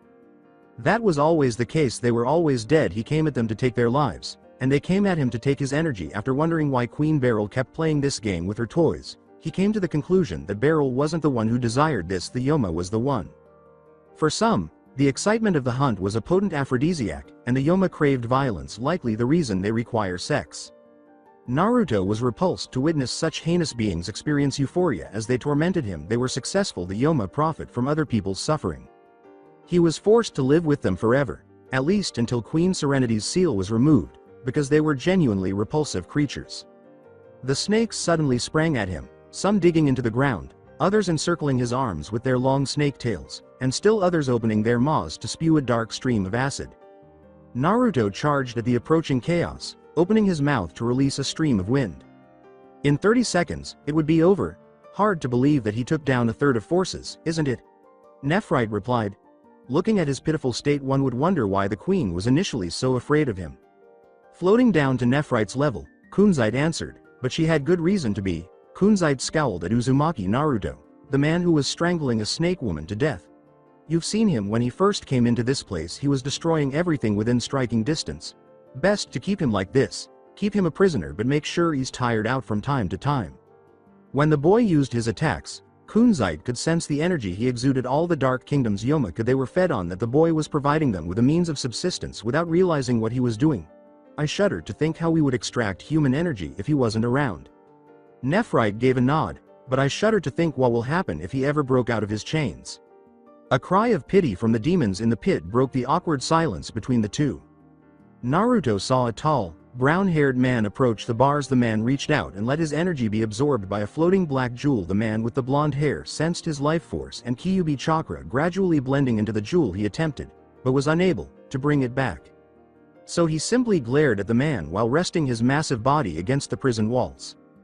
The man scowled and gave a brief glare. In return, he gestured to the Yoma carcass and said, "You still haven't touched your meal. It's been 200 years and you haven't eaten a single morsel of the food we've provided for you." The second general exclaimed, "How exactly are you still alive?"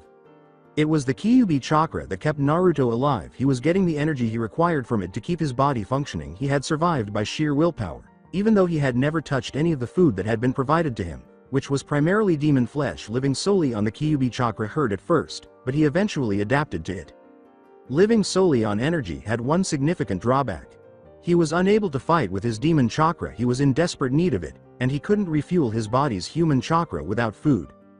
Naruto was terrified of what would happen to him when the beast's limited supplies ran out, because he could already feel the fox demon inside of him gradually fading away into nothing. Simultaneously, he had a plan for the day when his chakra was present in every demon in the Negaverse, but that plan was a long, long way off. Naruto slapped the Yoma leg away and croaked, "Do you have any beef?" He didn't want any part of a particularly attractive female demon in his body after seeing her leg. "I might reconsider eating if you do." Nephrite frowned. He returned the jewel to his pocket and said, "Funny, your life energy from today should keep our army fed for another few days. I'll be back to get another helping in a week. Try to stay alive until then." The man scratched his tangle of beard and said, "Why bother? What exactly do I have to look forward to if I live over 100 years? Naruto had grown older, at least physically. Leaning against a wall, Nephrite shrugged. "For starters, you might be able to escape." Naruto shook his chains and said, Not likely. These energy-sapping chains make it hard for me to perform my art." "Art? You mean murder?" Nephrite said icily. "I wouldn't call tearing off Jedi's limbs a form of art that day. Whatever you did to him, he won't talk about it." Naruto tried to smirk, but it didn't look right on his huge face. "You want to find out what I did?" he asked. "Come into this prison and I'll show you." Nephrite remained motionless. Queen Beryl said, "Are you ready to finally serve me? Say yes and I will release you from this prison." Naruto chose not to respond to her glaring at the man's beaten body. She asked, "Why do you continue to fight me? I've told you many times that it need not be this way." The blonde gave her a questioning look with her blue eyes. "Oh, what are my other options?" She made it sound like the greatest bargain in the world when she said, "Serve me as my 5th general. Join me as one my hands as I usher in a new age." Naruto cleared his throat. The man rose to approach her and sniffed her potent musky aroma. "You do realize we're trapped in this dimension for the next 10,000 or so years, right?" he asked. "Whatever deal you cut me might be forgotten between now and then." As Queen Beryl noted, "True, but I'd imagine that you are a man of your word. You did spend 14 years working under Princess Serenity. I wouldn't push that fate onto my worst enemies." "Do you really think I believe that, liar? Interesting, your worst enemies are 6 feet under. I find that to be a far worse fate." "At least my enemies died with pride," Queen Beryl retorted, spanning his wide bosom with her long arms. "Look where you are. Don't you feel ashamed at your state?" Naruto turned his gaze inward. He probably smelled even worse than he looked. His muscles had deteriorated to nothing. His arms had grown long and thin. His hair had reached his shoulders, and there were likely dark circles under his eyes. He noticed that the queen's appearance was identical. He had aged, but she hadn't. "I don't understand," he sighed after glancing at the timeless elf queen's cleavage. "Why have they not changed physically while I have? Do you think this is a result of feeding on the Kyuubi?" Time flowed strangely in this dimension. It seemed as though the Yoma either killed or ate them, and nothing died of old age. If you look past her pointed ears and fangs, she's actually not that ugly, elf asked. Why are you looking at me like that? Her long red hair was combed with her hand. You've seen me before. Yes, I have previously witnessed your cleavage. Naruto's weary eyes gazed at her intensely. Yes, but I am beginning to wonder about your looks. I've always known you weren't human, so the age thing didn't bother me, but you aren't a demon either. Beryl, what are you? Beryl gave Naruto a cold look in return. She moved away from the cage and said, I was once human, but circumstances forced me to become what I am today. Metli is whore? A half-demon? Naruto chose not to press the daggers after Beryl gave him a fierce look. She looked at Naruto so passionately and angrily that the man had to listen. I didn't have a choice. If I didn't do something, my planet would have been invaded by the Moon Kingdom. You know very well what the Moon Kingdom is capable of. If I hadn't summoned the demons to enlist me in my quest, do you think I would have stood a chance? Not at all. Maybe, if you planned carefully. After pausing, Beryl gave a grim smile. She touched the light blue of her cheek and said, You are a horrible liar. That's probably why your precious Queen Serenity kept you around for so long. My precious Queen Serenity tried to kill me on a regular basis, said Naruto. She never accepted me. Why?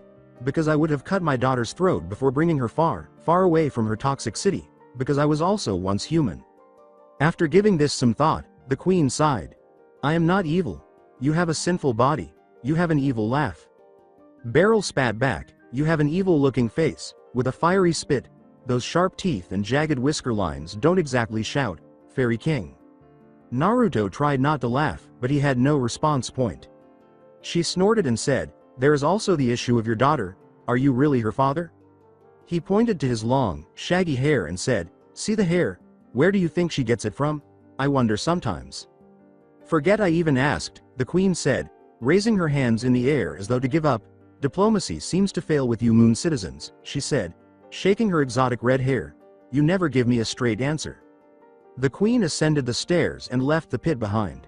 Keep in mind, Uzumaki, that my offer is always valid, she said, pausing and turning around. I'll make you a Sky General if you serve me. This is what I think of your deal. Naruto waited for her to leave the prison, considered the deal, and vomited the bile that was holding in. Work for the people who killed my daughter, which, my only goal will be to murder you. Beryl had been cautious and had not allowed anyone into the cage who would allow Naruto to escape, but thousands of years had gone by and he was still no closer to escaping. Until one day Naruto gritted his teeth, clearing away the accumulation of dirt that had infiltrated, and gazed up at the infinite black sky. He detested this place, detested it with all his heart, but how could he get out? He would be unable to escape this sealed dimension even if he were to escape the cage. This time, Queen Serenity had let him down royally. The Yoma only visited when they were hungry, and the four generals avoided him at all costs, feeding off his life energy without providing any in return. But he had a plan for that. He calculated that he would die in another year since the life energy he had been using from the nine-tailed beast would run out. But he didn't want it to end this way. He couldn't let it end this way. His daughter killed herself. He wasn't naive enough to believe that Queen Beryl and the Dark Kingdom killed her. That was the issue. She was a monster, but so was Queen Serenity, and both parties used genocide to incite fear and inspire their followers with ideas that only resulted in needless destruction, so he couldn't really hold Beryl responsible for her death. Naruto had been studying the Dark Kingdom for the last 10,000 years, and the more he considered the demons that inhabited it, the less he understood them. They were a cold, vicious race of monsters that lived to feed on life energy, and normally, if they had access to the food they needed, they weren't all that horrible. The four generals were all on opposing sides. Queen Beryl was being manipulated by the great demon Metalia, and Naruto was getting a headache just thinking about this group's plan for world domination. Queen Beryl deliberately kept them hungry in order to control them. The Dark Kingdom's awful political structure would likely cause the collapse of any planet they were able to take. This enemy simply lacks any kind of organization. Although he had to acknowledge that the ruler of the Moon Kingdom was just as insane as Queen Beryl, if not more so, Naruto was baffled by how they were able to destroy the Moon Empire. Naruto looked sideways and saw a young man with a long silver ponytail. So, you are the infamous Naruto, the voice said from the corner of his prison. You don't look like much. The giant man scowled and said, only a fool would come so close to my bars, and you must be Zoisite. Naruto remained in his position, exhausted. I can reach you, you know? In Zoisite's words, try it, I destroy you. Naruto exhaled sharply and got to his feet. Feeling exhausted and weak, the ninja sensed that the last of the Nine Tails chakra was pumping its remaining energy into his heart, indicating that he would soon pass away because he had expended too much of the fox demon's energy, and he was thankful that it had survived the previous 10,000 years as a food source. Gazing snidely at Zoisite through the bars, he said, "So, you're Kunzite's butt bitch." He grinned at the young man's irate look and said, "Hey, you're cuter than Queen Beryl." Big mistake, oh god, what a mistake. Zoisite reached out into the bar to slap him. Gotcha. The ponytailed general was about to use a beam of black lightning when another hand sped past the bar, cracking his entire body into the prison. Zoisite tried to pull away, but Naruto would not let go, and he pulled his arm close to the bar, slamming his mouth onto the energy-sapping steel and preventing Zoisite from screaming for help. "General Zoisite, you're going to be my ticket out of here." The shaggy man twisted Zoisite's hand and pushed a fist into his mouth to stop him from screaming. "Now, I may not be what I was 10,000 years ago, but I'm no idiot." A winged demon girl said, "General Kunzite, please, you have to take a look at this. This isn't going to be pretty." A year ago, the barrier to the earth had weakened, allowing the children of the Dark Kingdom to once more escape their prison dimension, which was sealed in the bottom of the Arctic, and return to the Holy Land, which was now modern Japan. Kunzite walked to a location close to their prison's barrier. As if someone had sent a Yoma into the state of Japan, the Dark General stood outside the gate that had been opened. "Please, Master Kunzite, in this manner Master Zoisite is here." His roar shook the Dark Kingdom's foundation, and even Queen Beryl allowed a slight tremor to get past her defenses as Kunzite saw the mutilated body next to the open gate. Orders to locate Uzumaki Naruto were written on all of the Dark Network's message letters after Beryl learned what had happened and who Zoisite had allowed to escape, resulting in a monstrous bloodbath in the center of the Dark Kingdom. "I want his head," the Queen commanded, "because nobody ever gets out of the Dark Kingdom. I don't care who you have to kill or which city you have to destroy. At all costs, the Yoma were to capture him." As she pulled a battered man through the rainy street, a little girl with blue hair said, "Sir, hold on. My mother's clinic is just up ahead." With a heavy bag slung over her shoulder and thick black glasses adorning her eyes, the girl, dressed in a blue school uniform tailored to resemble a sailor, took her time dragging the man. Given that the man was more than twice her height and most likely 3 times her weight, this was an accomplishment in and of itself. Mizuno Amy, the girl, had discovered the man in the middle of a Tokyo street. The little genius was rushing home from cram school when a storm hit, followed by thunder and a hail of rain. The man, whose name she did not know, suddenly materialized and fell into the middle of the street. Amy had pulled him off the lanes and onto the sidewalk out of concern for his safety. There, she saw the full extent of the man's injuries, which seemed to be the result of repeated beatings, starvation, and torture. "Sir, if you can walk just a bit more, it would really help me out," she begged, but Ami's legs gave out and she fell onto the rainy street, scratching her knee on the pavement. "I don't want to leave you here, but I can't carry you anymore," she said, trying to drag him the whole way to her clinic, but it was becoming difficult. The man's dark blue eyes recognized her before the 13-year-old could say another word, and he nodded before he got off her shoulder and hobbled over to her side. Amy got to her feet and glanced down at her bleeding knee before turning back to face him. He appeared worried about hurting her. "The children at school wouldn't have bullied me if I were stronger. It's not your fault, sir," she said. "I was clumsy. If I was stronger, this wouldn't have happened." After giving the man a brief glance, Amy stepped in front of him and said, "This way, follow me." And he did. The blue-haired girl, who took it upon herself to help him because her mother wasn't in her home clinic, sewed Naruto's back while he sat on the bed. She asked if he needed anesthetics, and he politely declined. Thankfully, Amy was very skilled at what she did, so Naruto barely noticed. While she was stitching his back, she asked him basic questions like his name, his origins, and his occupation, and Naruto couldn't help but be astounded by one simple fact. The elemental nations spoke the same language as Amy. Her polite response to Naruto's question about how she spoke elemental dialect was that she spoke Japanese, which he thought was odd but didn't question. Since he had been stuck in a sealed dimension for the last 10,000 years and had far more pressing issues to deal with, he assumed that she was correct when she said that this was another planet, in another universe. "Primarily the Dark Kingdom." "Done," Amy said. "I'll show you right here." The girl pulled out a mirror and showed him his back. Naruto had to concede that, considering her age, the girl did a decent job, but he had little medical knowledge to compare her actual skill level to.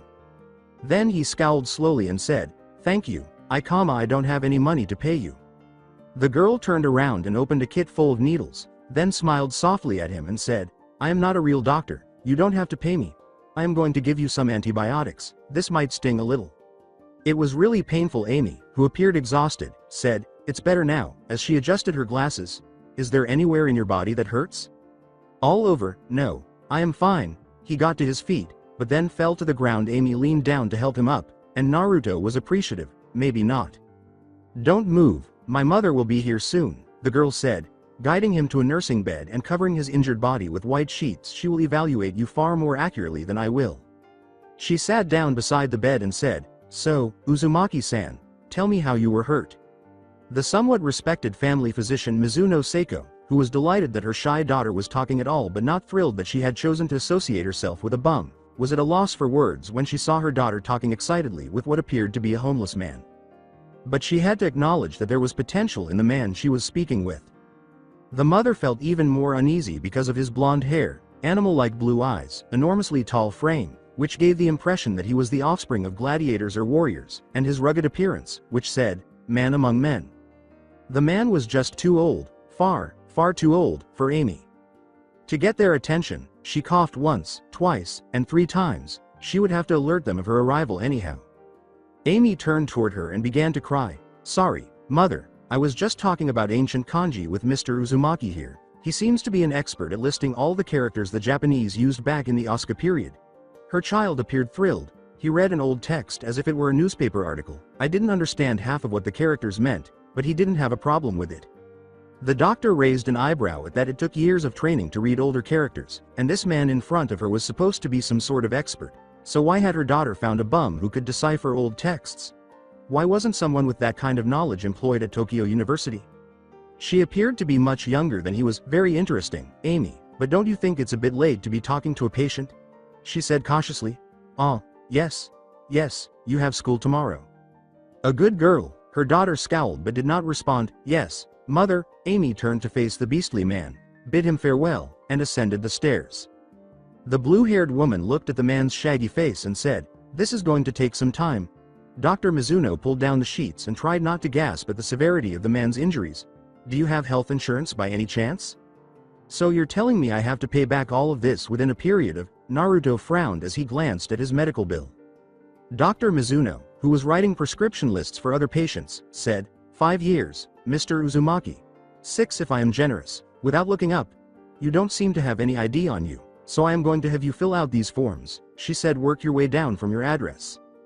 Naruto's frown widened as he glanced at the sheet. There's a problem, as you can see. I have neither an address nor identification. You could probably say that I'm not from around here. Are you saying you are an illegal immigrant? Dr. Mizuno asked, pausing her writing to take a quick look up at the man, her bright blue eyes widening. Not exactly. See, it all started with this jutsu called Shibaku Tensai. Uzumaki last had a feeling he would have to tell his story again, but this time he wasn't sure if the person would believe him. The mother, of course, did not accept his account. Until he revealed his shadow clone to her. Mr. Headmaster, Dr. Tomo wants to see you right now, Uzumaki. After putting his hair back with gel and checking that his white suit was spotless, Naruto got up from his chair, nodded to the receptionist, and walked to the headmaster's office. Dr. Tomo, who operated an academy that served students from the age of 11 until the end of high school, was supposedly a world-renowned geneticist. The professors at this school were thought to be the best in their field and frequently taught advanced classes, and the majority of the students were from wealthy families. There were also many scholarship students. The school offered courses in everything from ancient languages to biotechnology. Naruto needed to find a job to pay back Dr. Mizuno after purchasing identification from the Yakuza and the black market. Luckily, Ami's mother had a friend, Dr. Tomo, who owned an academy. A regal-looking man with gray hair and big round glasses emerged from the room's shadows, saying, You must be Uzumaki Naruto. For some reason, the man felt evil while he was there. That aura seemed to vanish as soon as he emerged into the light. Let's begin this interview, shall we? Naruto sat down in a chair. I would like you to read these texts if that is okay with you. These date from the Edo period and the Meiji era. A few Heian era documents are also in my possession. If you can correctly read even half of the old world or abandoned kanji, you will be hired. Naruto went ahead and did exactly that. He was able to read every bit of katakana, hiragana, and kanji. Class, since the ancient Japanese text professor is on maternity leave, you will be having a substitute teacher. Dr. Tomo was pointing to the entrance. Please give a warm welcome to Uzumaki Naruto.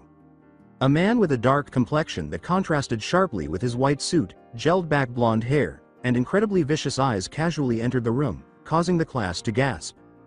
As if searching for traps, his fox-like eyes followed everything in the room.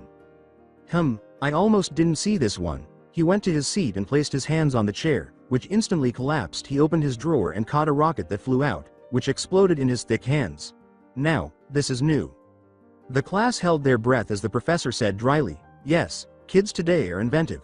He turned to face the class and said, "I might also warn you that Mr. Uzumaki has been trained in lethal combat. Though injuring a student is against school policy, accidents do happen in this academy." The professor's smile was twisted. That part was nearly missed by Naruto, but not quite. "Carry on, Professor Uzumaki. Please make introductions, starting with you at the front. Yes, you, hiding a hammer underneath your desk." Naruto turned to the class after watching Tomo-sensei leave for a moment. "I thought I felt the presence of a great evil on him, man. I've been in the Negaverse for too long." After enduring this for the 10th time this week, one would think that Amy would grow accustomed to it, but she didn't, and she grimaced as she watched piles upon piles of dead lab rats fall down her locker. The issue was that she was unable to deal with conflict because of her passive personality. No matter how furious she was with someone, she simply lacked the courage to express her true feelings to them. She ignored the murmurs behind her back and sighed as she picked up her math textbook. There were branches of the school system that catered to children younger than her, and since Amy had recently transferred here and taken the top spot, she felt a little alone. Mugen Institute was an elitist school, which meant that the majority of the students there knew one another from an early grade. Amy struggled to interact with others because she was afraid of being rejected. She was perfectly capable of helping others with their homework, but she was aware when she was being taken advantage of. The idea that practically every student she encountered detested her intelligence or merely intended to take advantage of her special talent made her feel bad. Most of the people she had met so far were bad, but not all of them were. She had not yet experienced severe bullying, but things were getting out of hand. She had hoped that things would change after being awarded a scholarship to Mugen, that she would be able to connect with the bright students there, but that didn't appear to be the case. Rather, it was worse than before. Ami's mother was a family doctor, but Dr. Mizuna didn't have the same respect as a member of the Japanese Diet or a member of one of the noble families. Her classmates were the sons and daughters of influential people. A worried voice behind her said, "Amy, what the hell is going on?" And it sounded familiar. "Are those lab rats belonging to Dr. Tome?" The short-haired girl turned to face Uzumaki Naruto's enormously tall frame and was startled to see that he was wearing a lab coat, as though he had just emerged from a biotech or archaeology lab. The substitute professor grinned at her and said, "Oh, I'm so sorry, I forgot to tell you that your mother got me an interview. I intend to surprise Mizuno, who didn't think I would be hired." Amy tried not to laugh when she saw her mother's reaction to that, but then she looked at the rats on the floor and her laughter stopped. Yes, I am sure she would be surprised. The youngest Mizuno didn't want Mr. Uzumaki to know about her school life because he might tell her mother, which would cause her mother to become involved and transfer her once more. It seemed as though she was cursed because this kept happening everywhere she went. "I have to go." She was stopped in her tracks when the man's enormous hand touched her shoulder. "Wait right there, Miss Mizuno." He gazed at the book she was holding and asked, "Is that ancient Japanese text?" Reluctantly, the girl nodded. "It's my elective. The foreign language class was full, and I don't have many non-science classes. It's not that I dislike lost kanji or ancient texts, it's just that." Grinning at her mistake, Naruto interrupted, saying, "There's no need to apologize. Yes, I am aware learning to decode fragments of a language you already know isn't really helpful. Did you do your homework?" "It's due today," he said, placing the girl at his side and motioning for her to follow. "I certainly did. I finished it, but wait, how do you know we have something due today?" The girl shot back, scandalized. "Which class do you think I teach in this school?" Naruto paused, turned around, and grinned broadly at the small girl. Naruto leaned back against the chair, his shirt open, his tie hanging on the desk, and said, "So, you haven't told the counselors, yet?" Trying not to slam his head against the chalkboard, this annoyed the little girl. "And you wonder why things are this bad?"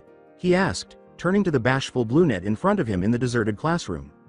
Amy retorted, "If I tell the counselors, things will only get worse, because they typically do. I mean, Sensei, Uzumaki-san, I'm not dumb. The only person who will ultimately suffer is me after they inform their parents, who will then get in touch with the school and give a small donation." Putting his hand over his eye, Naruto scoffed, "You have a flair for exaggeration." He knew the girl put her heart into this, but he didn't have time for her outbursts.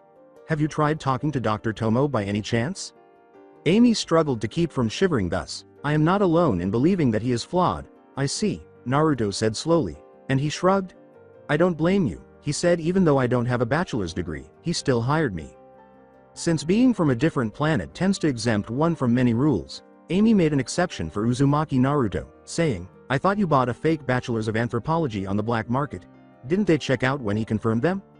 "Really? I'm not sure if the good doctor verified the authenticity of my document." Uzumaki Naruto never attended Osaka University, as anyone can discover with a simple phone call. Nevertheless, enough of this. Why didn't you inform the school counselors?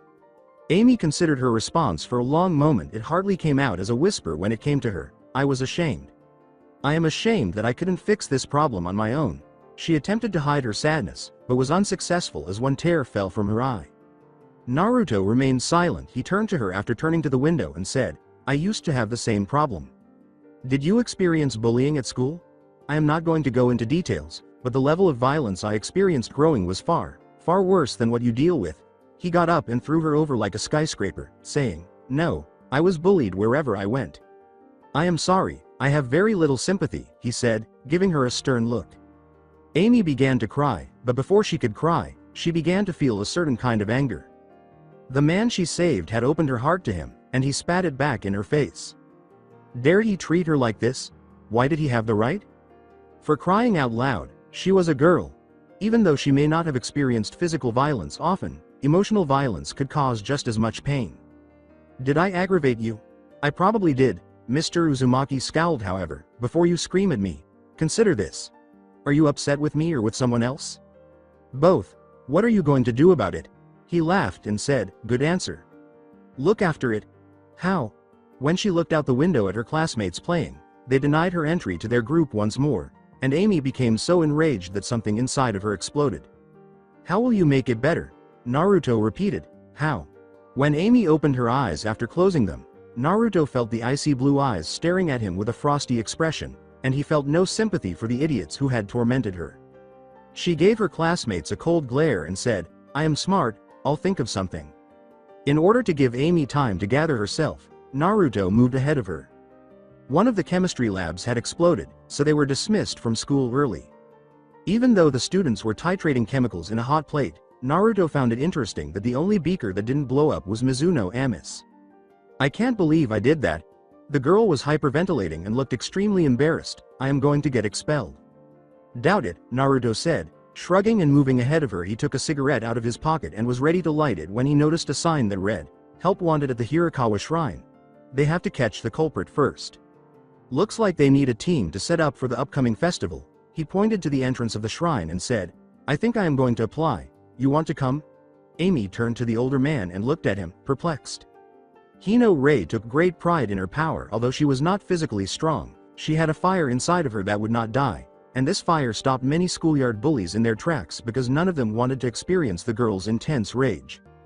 "Don't struggle, it will all be over." The snake-like creature, which had the top half of a beautiful woman and the bottom half of a serpent, was crushing her like a cracker today, and she had a feeling that anger wouldn't help. Rei thought it looked familiar, but she couldn't place it. "It's unfortunate, Rei, because things wouldn't have turned out this way if you hadn't discovered who I was." The animal didn't appear to be very sorry. The creature was lifted off the ground, yanked away from Rei's body, and hurled against the wall just as she was certain her spine would snap. When Rei saw a giant man nearly 3 times her height approach the serpent with a confident stride, she tried not to gasp. "Who the devil is that? Holy shishti. He certainly doesn't have a Japanese appearance. The man appears to be in Nazi Germany." Reject. Rei tried to get to her feet but felt a crack on her knee and looked down to see that it was twisted. "Don't approach her, she's dangerous." "What a waste." She turned when she felt a hand on her shoulder and saw a young woman of her age staring at her anxiously. "Are you all right?" According to Rei, "No, I am not. My ankle's busted. I don't think running is an option for me." After giving a nod, the girl with the blue hair allowed Rei to rest on her. Rei recoiled at the sound of the snake beast's scream and backed away a few paces with the girl, who introduced herself as Amy. Glancing back, she saw the tall, European-looking man smash the creature's head with a wooden plank. The object vanished into the dust a moment later, as though it had never been there. "Who are these individuals? What was that?" The blonde man said. "That, little girl, is none of your concern." As he wiped some dust from his suit after examining her foot, he pointed to a sign and said, "The Mizuno clinic is nearby. You might want to get that looked over to see if you need surgery. Then I am going to ask if that help wanted sign is still valid." "So what I was fighting was a Yoma of the Dark Kingdom?" Rei inquired. Her glare impressed Naruto and, strangely enough, seemed familiar. Her deep purple eyes were filled with a rage that was difficult to contain. You expect me to believe that horse shit? She asked. I am not an idiot. You are, indeed. I didn't say anything about you being stupid. Despite the fact that you are currently acting a little dumb, he sat on a chair facing her and said, all I ask is that you keep an open mind. A petite woman who appeared to be an older Amy sat down next to him. Today, you can stay over at the clinic if that's okay with Dr. Mizuno. Despite her reluctance, the woman next to Mr. Uzumaki nodded. Ray could see that this was not a charity-giving woman. Your kneecaps needed to be casted. Ray looked at the taller woman suspiciously after she placed a hand on her shoulder. You may also ask some questions to Professor Uzumaki. Ray furrowed her brows. He didn't place the blame here, but Naruto could tell she didn't think he had a PhD. He lacked one and was unlikely to acquire one in the future. Take a rest, Hino-san. Things will look better in the morning. It was a lie, of course, with two people following her. The girl yelled, I don't need you to walk me to school, and gestured with her fingers. I am a big girl, you know. Amy scowled as Naruto laughed. You were attacked yesterday. We thought that we should see if you were alright. Amy replied. You seem pretty shaken from last afternoon. You've been shouting and screaming all the way here. Ray made an effort not to flush. I am always like this. Uzumaki, the professor, snorted. He placed a huge hand on the Mugen student's head and gave it a rough pat, saying, right, see, I told you. The professor might have thought it was cute when the Miko flinched, but those rough hands appeared heavy. She had some sympathy for Amy. The boyfriend of that girl looks like he could break her. Damn him, I'm curious how they do it. We'll see you tomorrow then. Have a nice day, Ray. She mumbled, don't call me Ray. I doubt I'll see you weirdos ever again. Amy attempted to keep up with her professor's rapid-fire pace by asking, so, are you going to do something about it? You know, the Dark Kingdom. They are trying to conquer the world. Amy sighed. Though from what you told me, they were here before our civilization, so it's more like they are reclaiming the planet. Sure, you don't particularly care, do you? I'm holding out for something. I require a sign. It's not yet time. Naruto grabbed Amy and threw her over the fence of Mugen Academy, causing the girl to yell, oh, I care. I still want my revenge. It's just that I don't have the power yet. I can't seem to activate Sage Mode. Sage Mode? She asked, giving herself a painful rear pat. Sounds kind of weak. He pulled the girl to her feet and dragged her to the school, saying, you'd be surprised. So did you do your homework? Amy appeared on the verge of hyperventilating once more. Naruto searched the city for additional Yoma. He needed to know more about what the Dark Kingdom was up to. He was certain that they would not simply let him roam the town without cause. Time is almost here. I'm going to have to attack pretty soon because these guys are everywhere. As far as he could tell, they were pursuing life energy because the Dark Kingdom was undoubtedly deficient in that area. His first hint came from an odd jewelry store where a pretty woman wearing a thin purple dress and a long red ponytail was giving away jewels. Since he rarely bought anything from merchants, Naruto disliked business, but he was aware that giving away gold did not necessarily translate into a large profit margin. He came to the conclusion that the jewels were made to drain the wearer's life force after learning that all of the purchasers were discovered in an enigmatic coma a few days later. Naruto considered halting their plans, but decided he didn't need to get involved because nobody was yet dying. Even though history claimed otherwise, the populace did not tolerate monarchs who massacred people, and Queen Beryl needed the earth intact in order to rule it. His strolls eventually led him to Narima District, a more shaded area of Tokyo. He walked through one of the worst neighborhoods and dropped off the money he owed the Yakuza for his identification. The Dark Kingdom never visited these areas. For whatever reason, although they picked prominent locations, it was the ideal hiding place for their bases. More evidence that the kingdom is governed by idiots. If I still had the Kyuubi's power, the summoning scrolls, and a one subordinate, I could probably take over the Dark Kingdom in a day. He snorted and shook his head. Yeah, me, the Dark Lord Naruto. It sounded more like an evil fish cake than anything else, but it had a nice ring. A boy with glasses shouted, crazy bitch, what is your problem? I already gave you my money, what more do you want? Your shirt, drop it. Kino-san, are you coming unto me? Because I am flattered, but, I am already in a committed relationship. When Naruto watched the short, dark-haired boy get manhandled by a tall brunette with a wavy ponytail, he snorted, saying, fuck your relationship. Senpai now. Take it off. I am selling your shirt. Nothing personal, I just need the money. As he heard a fist crack on the boy's skull, Naruto shook his head and said, right, this has nothing to do with me throwing away that love letter. Listen, Makoto, it's not that I don't like you, it's just that, I already had a girlfriend. Then she jabbed a finger into the boy's forehead, and then, oh god, my eye. The girl, whose middle school uniform Naruto saw, exclaimed, "You're about to lose more than just your eye." She kept beating the poor boy until he passed out. After that, she threw him to the ground and took all of his valuables, shoving them into her pack. Asshole. Ya could have at least said no to ma face. He probably refrained from using that magic word for a good reason. Naruto used this opportunity to emerge from the shadows. He was ahead of her in 2 steps. The man chopped her neck before she could speak, knocking her out cold. "Let go of ma!"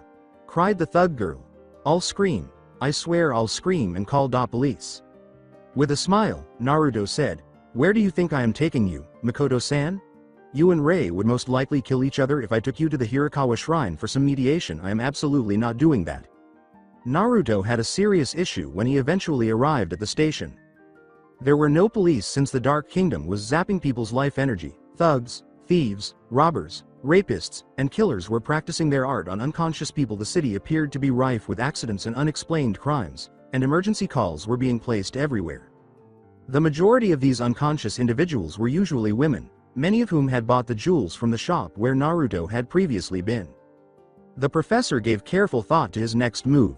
He could take the girl to a place that would take her, like a place with at least 1 or 2 martial artists, or he could leave her at the station, where she might be stuck for a very long time, until someone noticed her. Expecting that Rei's grandfather, a Shinto priest and kendo expert, would be able to keep Makoto out of trouble for a while, he sighed and said, "I guess I am going to take you to the Hirakawa shrine. And I have to drop off your senpai at Dr. Mizuno's clinic." Even though Makoto complained, it was preferable to being sent to the station. "Stop picking on that cat, kids! What the hell is wrong with ya brats?" Makoto screamed, running to the cat and removing it from a group of boys. The first to acknowledge that she wasn't a ladylike girl would be Kino Makoto.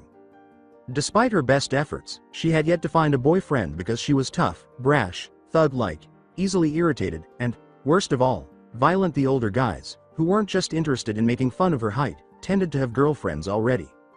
Yes, she could easily find herself an otaku boyfriend, but she didn't think that kind of relationship would work, and she would probably beat the boy if she ever caught him looking at those hentai magazines featuring young girls wearing sailor-style school uniforms. Ironic, because she wore one herself. Nevertheless, Kino Makoto had a good heart in spite of everything. She was gentle with young children, animals, and the elderly, and she didn't bully anyone who wasn't as strong as her, apart from boys. She turned to face her captor when she heard someone behind her say, "I think you're going to crush that cat." The tall man placed the cat on his shoulder after removing it from her hands. She made an effort to hide her fear of him. He was enormous, akin to a caveman. "So, what are you worried about? It's just a cat." She scowled. "It's a strange one, with a bandage covering its head." She gestured toward the black feline that was trembling on his shoulder. The man said, "I don't care," with a contemplative expression. "This kitten reminds me of something, but what? Well, bandage," he sighed. "Maybe I should take this to the vet." "All right. You're free. I'll have to take off the bandage from her head to see what's there. Just don't get into more trouble, okay?" the giant said, shooing her away. With a sly smile, Makoto bolted off, thinking, "Fuck that. I'm going to break your skull the next time I see you." Luna was a talking cat with memories that were hidden and only came to life when she discovered something from her past. You see, Luna was tasked with determining the identity of the sailor Senshi upon their reincarnation long ago, following the fall of the Moon Kingdom. The Senshi and the Moon Princess were sealed away by Queen Serenity when she closed the Dark Kingdom, allowing them to be reborn as Earthlings. Like Naruto, Luna had flashbacks to the time when the Moon Princess and Sailor Senshi were alive, but she couldn't recall their appearance because it had been 10,000 years. Anybody who was present in her recollections caused her to experience a memory, a code, or an activation code. Thus, memories of the Silver Millennium struck her like a hammer when she saw Uzumaki Naruto, Queen Serenity's consort. "Oh, goddess. Uzumaki, servant. Is that you? So the Sailor Senshi and Princess Serenity have reincarnated? I've been searching for this answer, so please, let it be if they are still alive. I have a reason to fight them." Queen Beryl, specifically. With tears in her eyes, the cat grinned up at the enormous man and said, "Yes, they are, Uzumaki." She rubbed her eye with her paw and apologized, saying, "I've been traveling alone for a long time. I was beginning to lose hope because I haven't discovered their reborn forms." Her eyes hardened as something clicked and she said, "The Dark Kingdom is back." Naruto got up, brushed off his trousers, and turned to face Dr. Mizuno's clinic. I know, but not for long. If my daughter is real, I have no choice but to destroy them. I think I've waited long enough. Dr. Mizuno was also sleeping on one of the beds, and dozens of other people were unconscious. What are your plans? Naruto grimaced and said, stop them, something I should have done a long time ago, something I am still hesitant to do. After taking a trench coat out of a closet, he said, stop them before they hurt the princess. He opened the door and said, I know the first place to visit. The jewelry store was the next stop. The feline trailed closely behind the clerk at the jewelry store was in a bad spot. She knew Queen Beryl was going to murder her. Uzumaki Naruto was a certain death sentence because he was leading their enemy and appeared to be well armed and prepared to kill. She was relieved that a scalpel slid across her throat, turning her to ash, before she could proceed any farther in the Dark Kingdom's entrance. Putting the scalpel back in his pocket, Naruto muttered, I'm sorry, but I can't have you running off to warn them. With all of his remaining strength, Naruto placed his fingers in a cross and said, Kage Bunshin no Jutsu. As her first general, Jadeite, was hurled through a wall and impaled on a spike, Queen Beryl watched in horrified horror. Nephrite was thrown across the floor and rolled around a few times before his face struck a boulder before she could demand the specifics. To his credit, Nephrite stood up and responded to the queen. We are under attack. After directing her forces to stop the intruder, she was startled to see them blown away, as though they had been lifted by a strong wind gust and thrown into the air. The Yoma refused to back down, even though they weren't accustomed to facing such strong forces. In an attempt to knock the lone figure down before he could reach Queen Beryl, they continued to charge him as he limped casually across the hall of the Dark Kingdom. The audience of demons sent attacks ranging from fire to ice. The person was struck squarely on the chest by Queen Beryl's powerful burst of magic through her scepter, which sent them flying through the air and onto the wall. Queen Beryl is known for shooting first and asking questions later. The man turned to smoke before she could be satisfied, exposing himself as a mere illusion. As she watched one of the walls collapse and a giant man, a man she knew well, in a big trench coat appeared, an explosion blasted the Dark Kingdom. He appeared as exhausted and gaunt as though he had just finished a mile run. The creature was reduced to dust as the man hobbled over to the closest Yoma and struck it in the face hard enough to drive the head off its body. The queen gave a start when the man turned to face her. Uzumaki Naruto. The man did not respond if he heard her. He grabbed the weapon that the dusted Yoma had left behind and threw it at another Yoma, who dodged the tall blonde's blow and charged at him with a cheetah-like speed. The demons cheered as the man was hurled back through the hole he had created. Nephrite decided to appear before the queen at that time. Should I bring Kunzite and the DD girls, queen? His confirmation came from the queen's stern glare. Get anyone you can. The queen then unleashed her power seal, enveloping herself in a layer of dark green and red energy. Today, we crush this pest. After blocking another Yoma punch, Uzumaki Naruto knocked over half a dozen of the following creatures. They were all female and came in a variety of sizes and shapes. He was well aware of how deceptive their appearance was, and at least one person in the crowd had heard him. They still hadn't figured out his style, so he was relieved Yoma had such short memories. Naruto saw Nephrite charging for another blast, teleported out of the way as a black lightning beam came from the sky, and used the body of one of the Yoma to beat another Yoma to death before using that body as a spear to turn another Yoma to dust. Naruto muttered, Kunzite, it's about time you arrived, bastard. Kunzite's eyes told Naruto everything he needed to know. You killed Zoisite. I have no words for you. My lover was killed by you. Perish. The place glowed as the sky rained down electrical death to those below, and the Arctic night was full of energy bolts. Taking a deep breath, Naruto released more chakra through his coils and created a few more clones, cursing that his wind elemental powers would be of little use in this situation because lightning was powerful against his affinity. He threw it at Kunzite after changing it into a shuriken. Queen Beryl herself had just floated down to the tundra floor to engage in combat, so it was not surprising that he was then struck by a torrent of dragon-like fire. She appeared to be the death goddess she might be, with her staff raised high in the air, gathering monstrous black energy and hurling it to the ground through a crack in the sky. Naruto replaced the transformed shuriken he had thrown earlier, but as he spun through the air, he was struck by Kunzite's right fist, which sent him flying across the sky to a place where 6 girls, resembling a rainbow of pixies, were flying toward him. Beryl isn't holding back. DD girls. I assume we can't discuss this? The girls snarled, flashing their fangs, and wrapped him up in midair with their whips when he asked. After being kept afloat for a brief moment, Naruto let loose a fierce gust of wind that sliced the girl's wings and the whips. With a sword in one hand and a ball of energy in the other, Kunzite shot down at him at Mach 3 speed to intercept him. In order to avoid Kunzite's blow, Naruto replaced himself with a clone that was engaged in combat on the ground.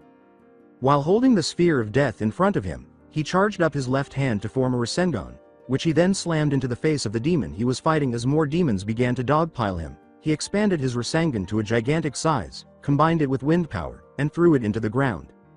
Legions of demons within the area were destroyed by the attack's power, and many more were stricken down as they fled the Dark Kingdom. "You won't get away, Uzumaki."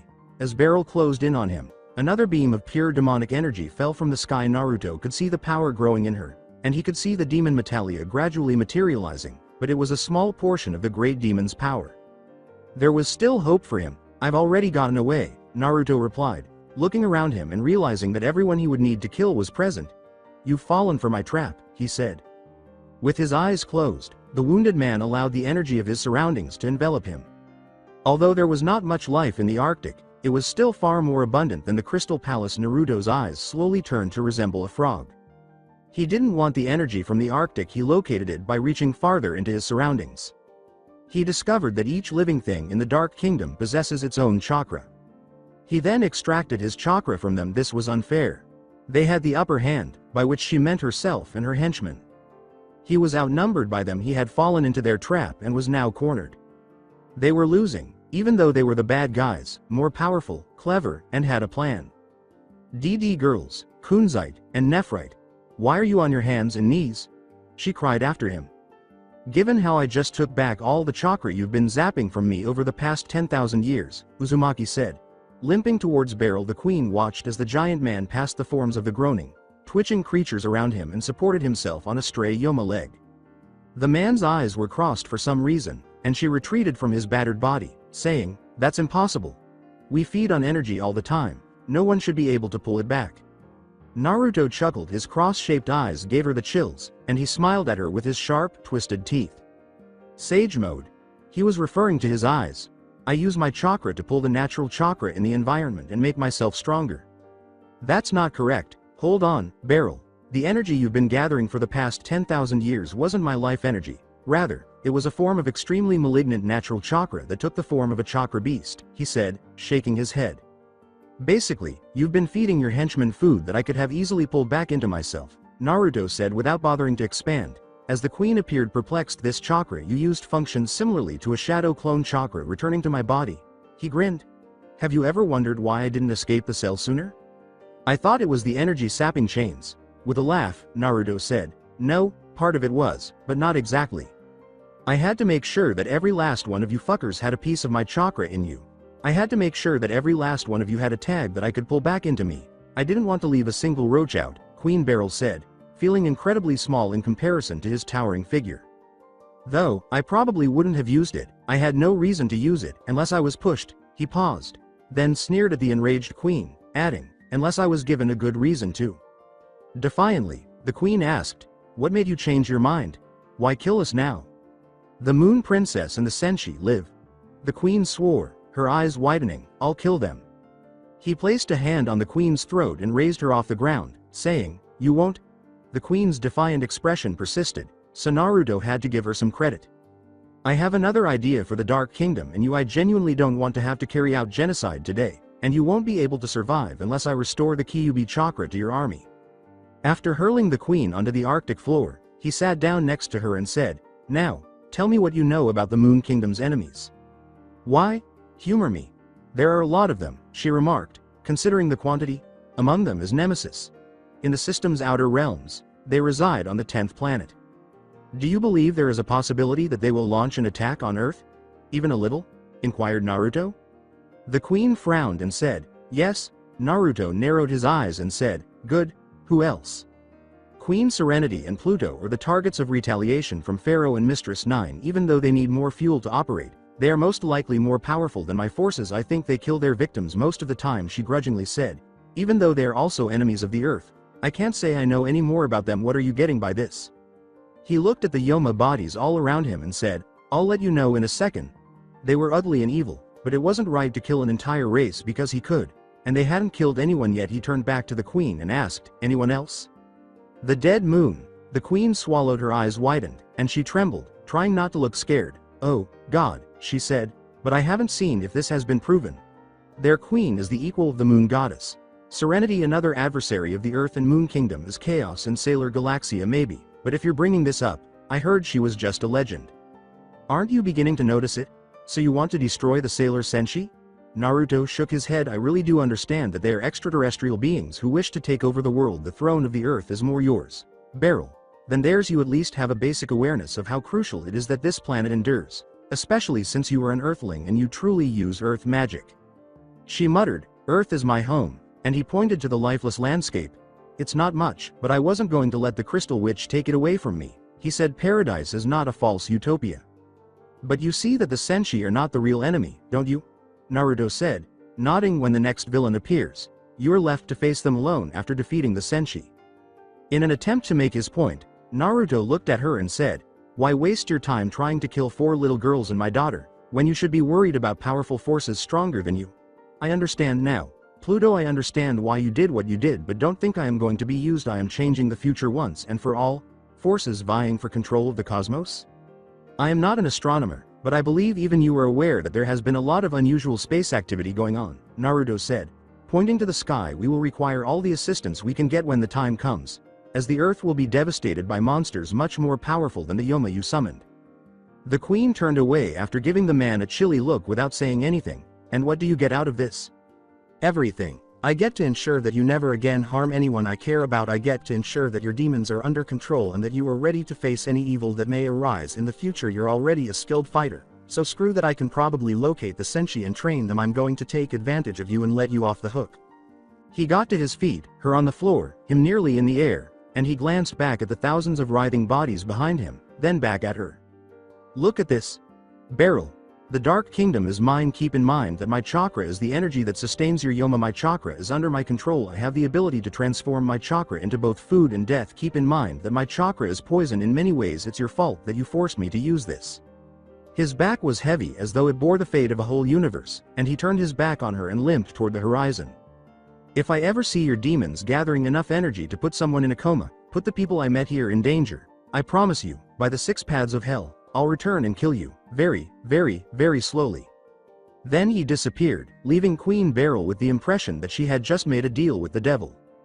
The only one that would take more than her soul was this one. A blue-haired girl was sitting on a public bench in a park in the heart of Tokyo City, feeding birds. Not because of anything particularly strange about the girl, but for good reason. Most of the people in the park were staring at her from where she sat.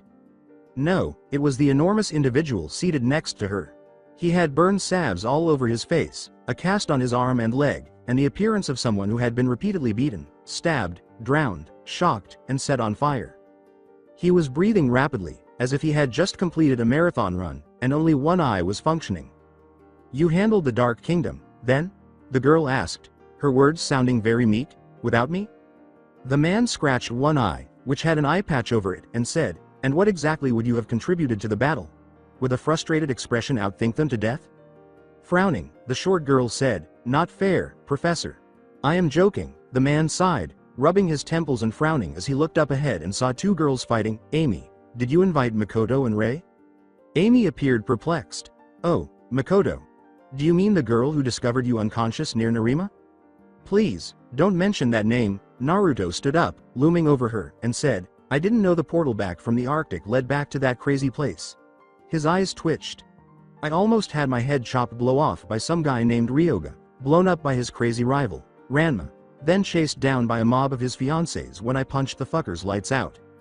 Amy was warned not to pursue this subject further by Professor Uzumaki's quivering eyebrows. In either case, Makoto's been really helpful in the clinic. She's bringing in new patients every day.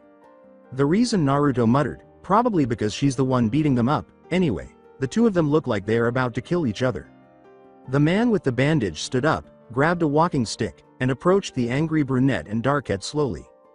Makoto stepped between the 2 and caught a fist with one hand and a foot with the other before the shorter girl swung a leg sweep. In response to his swipe, he pushed in both directions, and the 2 girls fell on either side of him.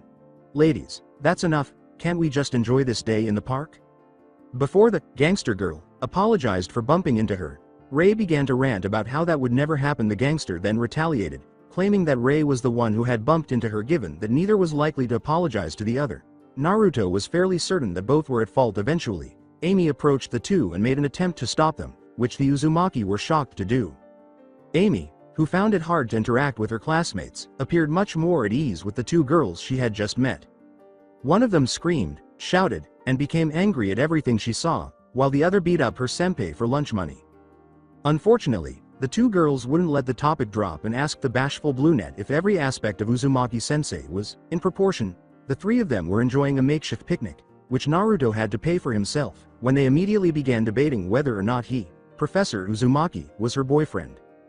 Perched on Naruto's shoulder, Luna exclaimed, "Girls today, why never, on a tree." Naruto leaned back. He gazed up at the heavens. The talking cat's glare was impressive, to say the least. "Disgusting. They think you're Ami's boyfriend," that Ray girl asked. "If you pass out on top of Amy, when you're done, never mind, dirty, filthy-minded girl. I've searched the entire city and I haven't found any sign of the Moon Princess, but that doesn't mean I've stopped looking," Luna said, turning to the weary-looking man. He patted the cat's head and said, "I figured as much. He could crush the little kitten like a grape if he so desired. He wouldn't do that, of course. It was wrong to mistreat animals." Some likely questioned why someone like him was watching over a group of 13-year-olds. "So Queen Beryl won't bother the scouts if you ever do find out who they are. My memories of them are hazy at best, and for some reason I can't see the Moon Princess's face in my memory at all. It's like there is some kind of spell in place to hide her identity." The cat said, "I wouldn't be surprised if that were the case." It began to yawn. "Queen Serenity has some powerful memory hiding, sealing spells." Naruto remarked sourly, "She seems to have a powerful everything, how convenient." He turned to face the street, where there was another altercation. This time, it was between a tall, attractive man riding a motorcycle and a blonde girl with pigtails. The cat followed. "Hold on, I'll have to break this one up too. Seems like everywhere I go I am breaking up fights. Are causing them. That too?" A woman with green hair and a tan asked Naruto. "That pigtailed has an attitude, doesn't she? Acts like she owns the park, as if she were a princess." Although Naruto chose to ignore the tall, red-eyed woman, he had to concede that she had an amazing body. She was well-fitting in her purple business suit. "Naruto, bad thoughts." He looked back at the scene and shook his head. "She's also far too young for you." The woman said, "I'm Miss Mayo." Grinning at his frustrated expression, she gave him a business card and said, "I own an exclusive firm. You may have heard of Mio Incorporated. We deal in lucrative, obscure projects." With her own mobile number displayed in an attempt to come up with a reason to get rid of the woman, Naruto muttered, "Dr. Tomo might have mentioned your company once or twice." She was conjuring up images in his mind that were extremely naughty. "Listen, can we talk later? There is something I need to do." The woman pointed to the quarreling pair. She walked past him and said, "Please, be my guest. You might say, I have all the time in the world." As she passed by, Naruto thought he felt someone pinch his butt cheeks. "God, I'm in desperate need of a date. Should I ask Dr. Mizuno out?" Then considered Ami's response to that. "Better not, He cranked up the engine to make his point more forceful. "Look, you crazy meatball-headed bitch, if I ever see you again, I am going to run you over with this bike," he said. "These tires are going to turn your brain to paste, ya hear me? Screw you, Ichiban." The girl with the short blonde hair yelled back. Comedic tears slowly welled up in her blue eyes. "And don't call me meatballhead. Dango ballhead, sunglasses at night homo. Ball slut. That's it, Ichiban. I am going to break your teeth. I'm going to die because of these little shits these days. There are moments when I want to just choke these monsters." Naruto intervened between the two, saying, "Kids, cut that out. Why did you need to find me, Queen Serenity? Damn you, how come it couldn't be someone else?" "Who else? A father first, a role model, now why me? Being a sort of quasi-father figure is not easy." "Okay, kids, what seems to be the problem here? If only I were just a regular shinobi without the final dad part." So that's it for today. I hope you guys enjoyed it. Don't forget to like, share and subscribe to the channel for more awesome stories like this. Thank you. See you all in my next video.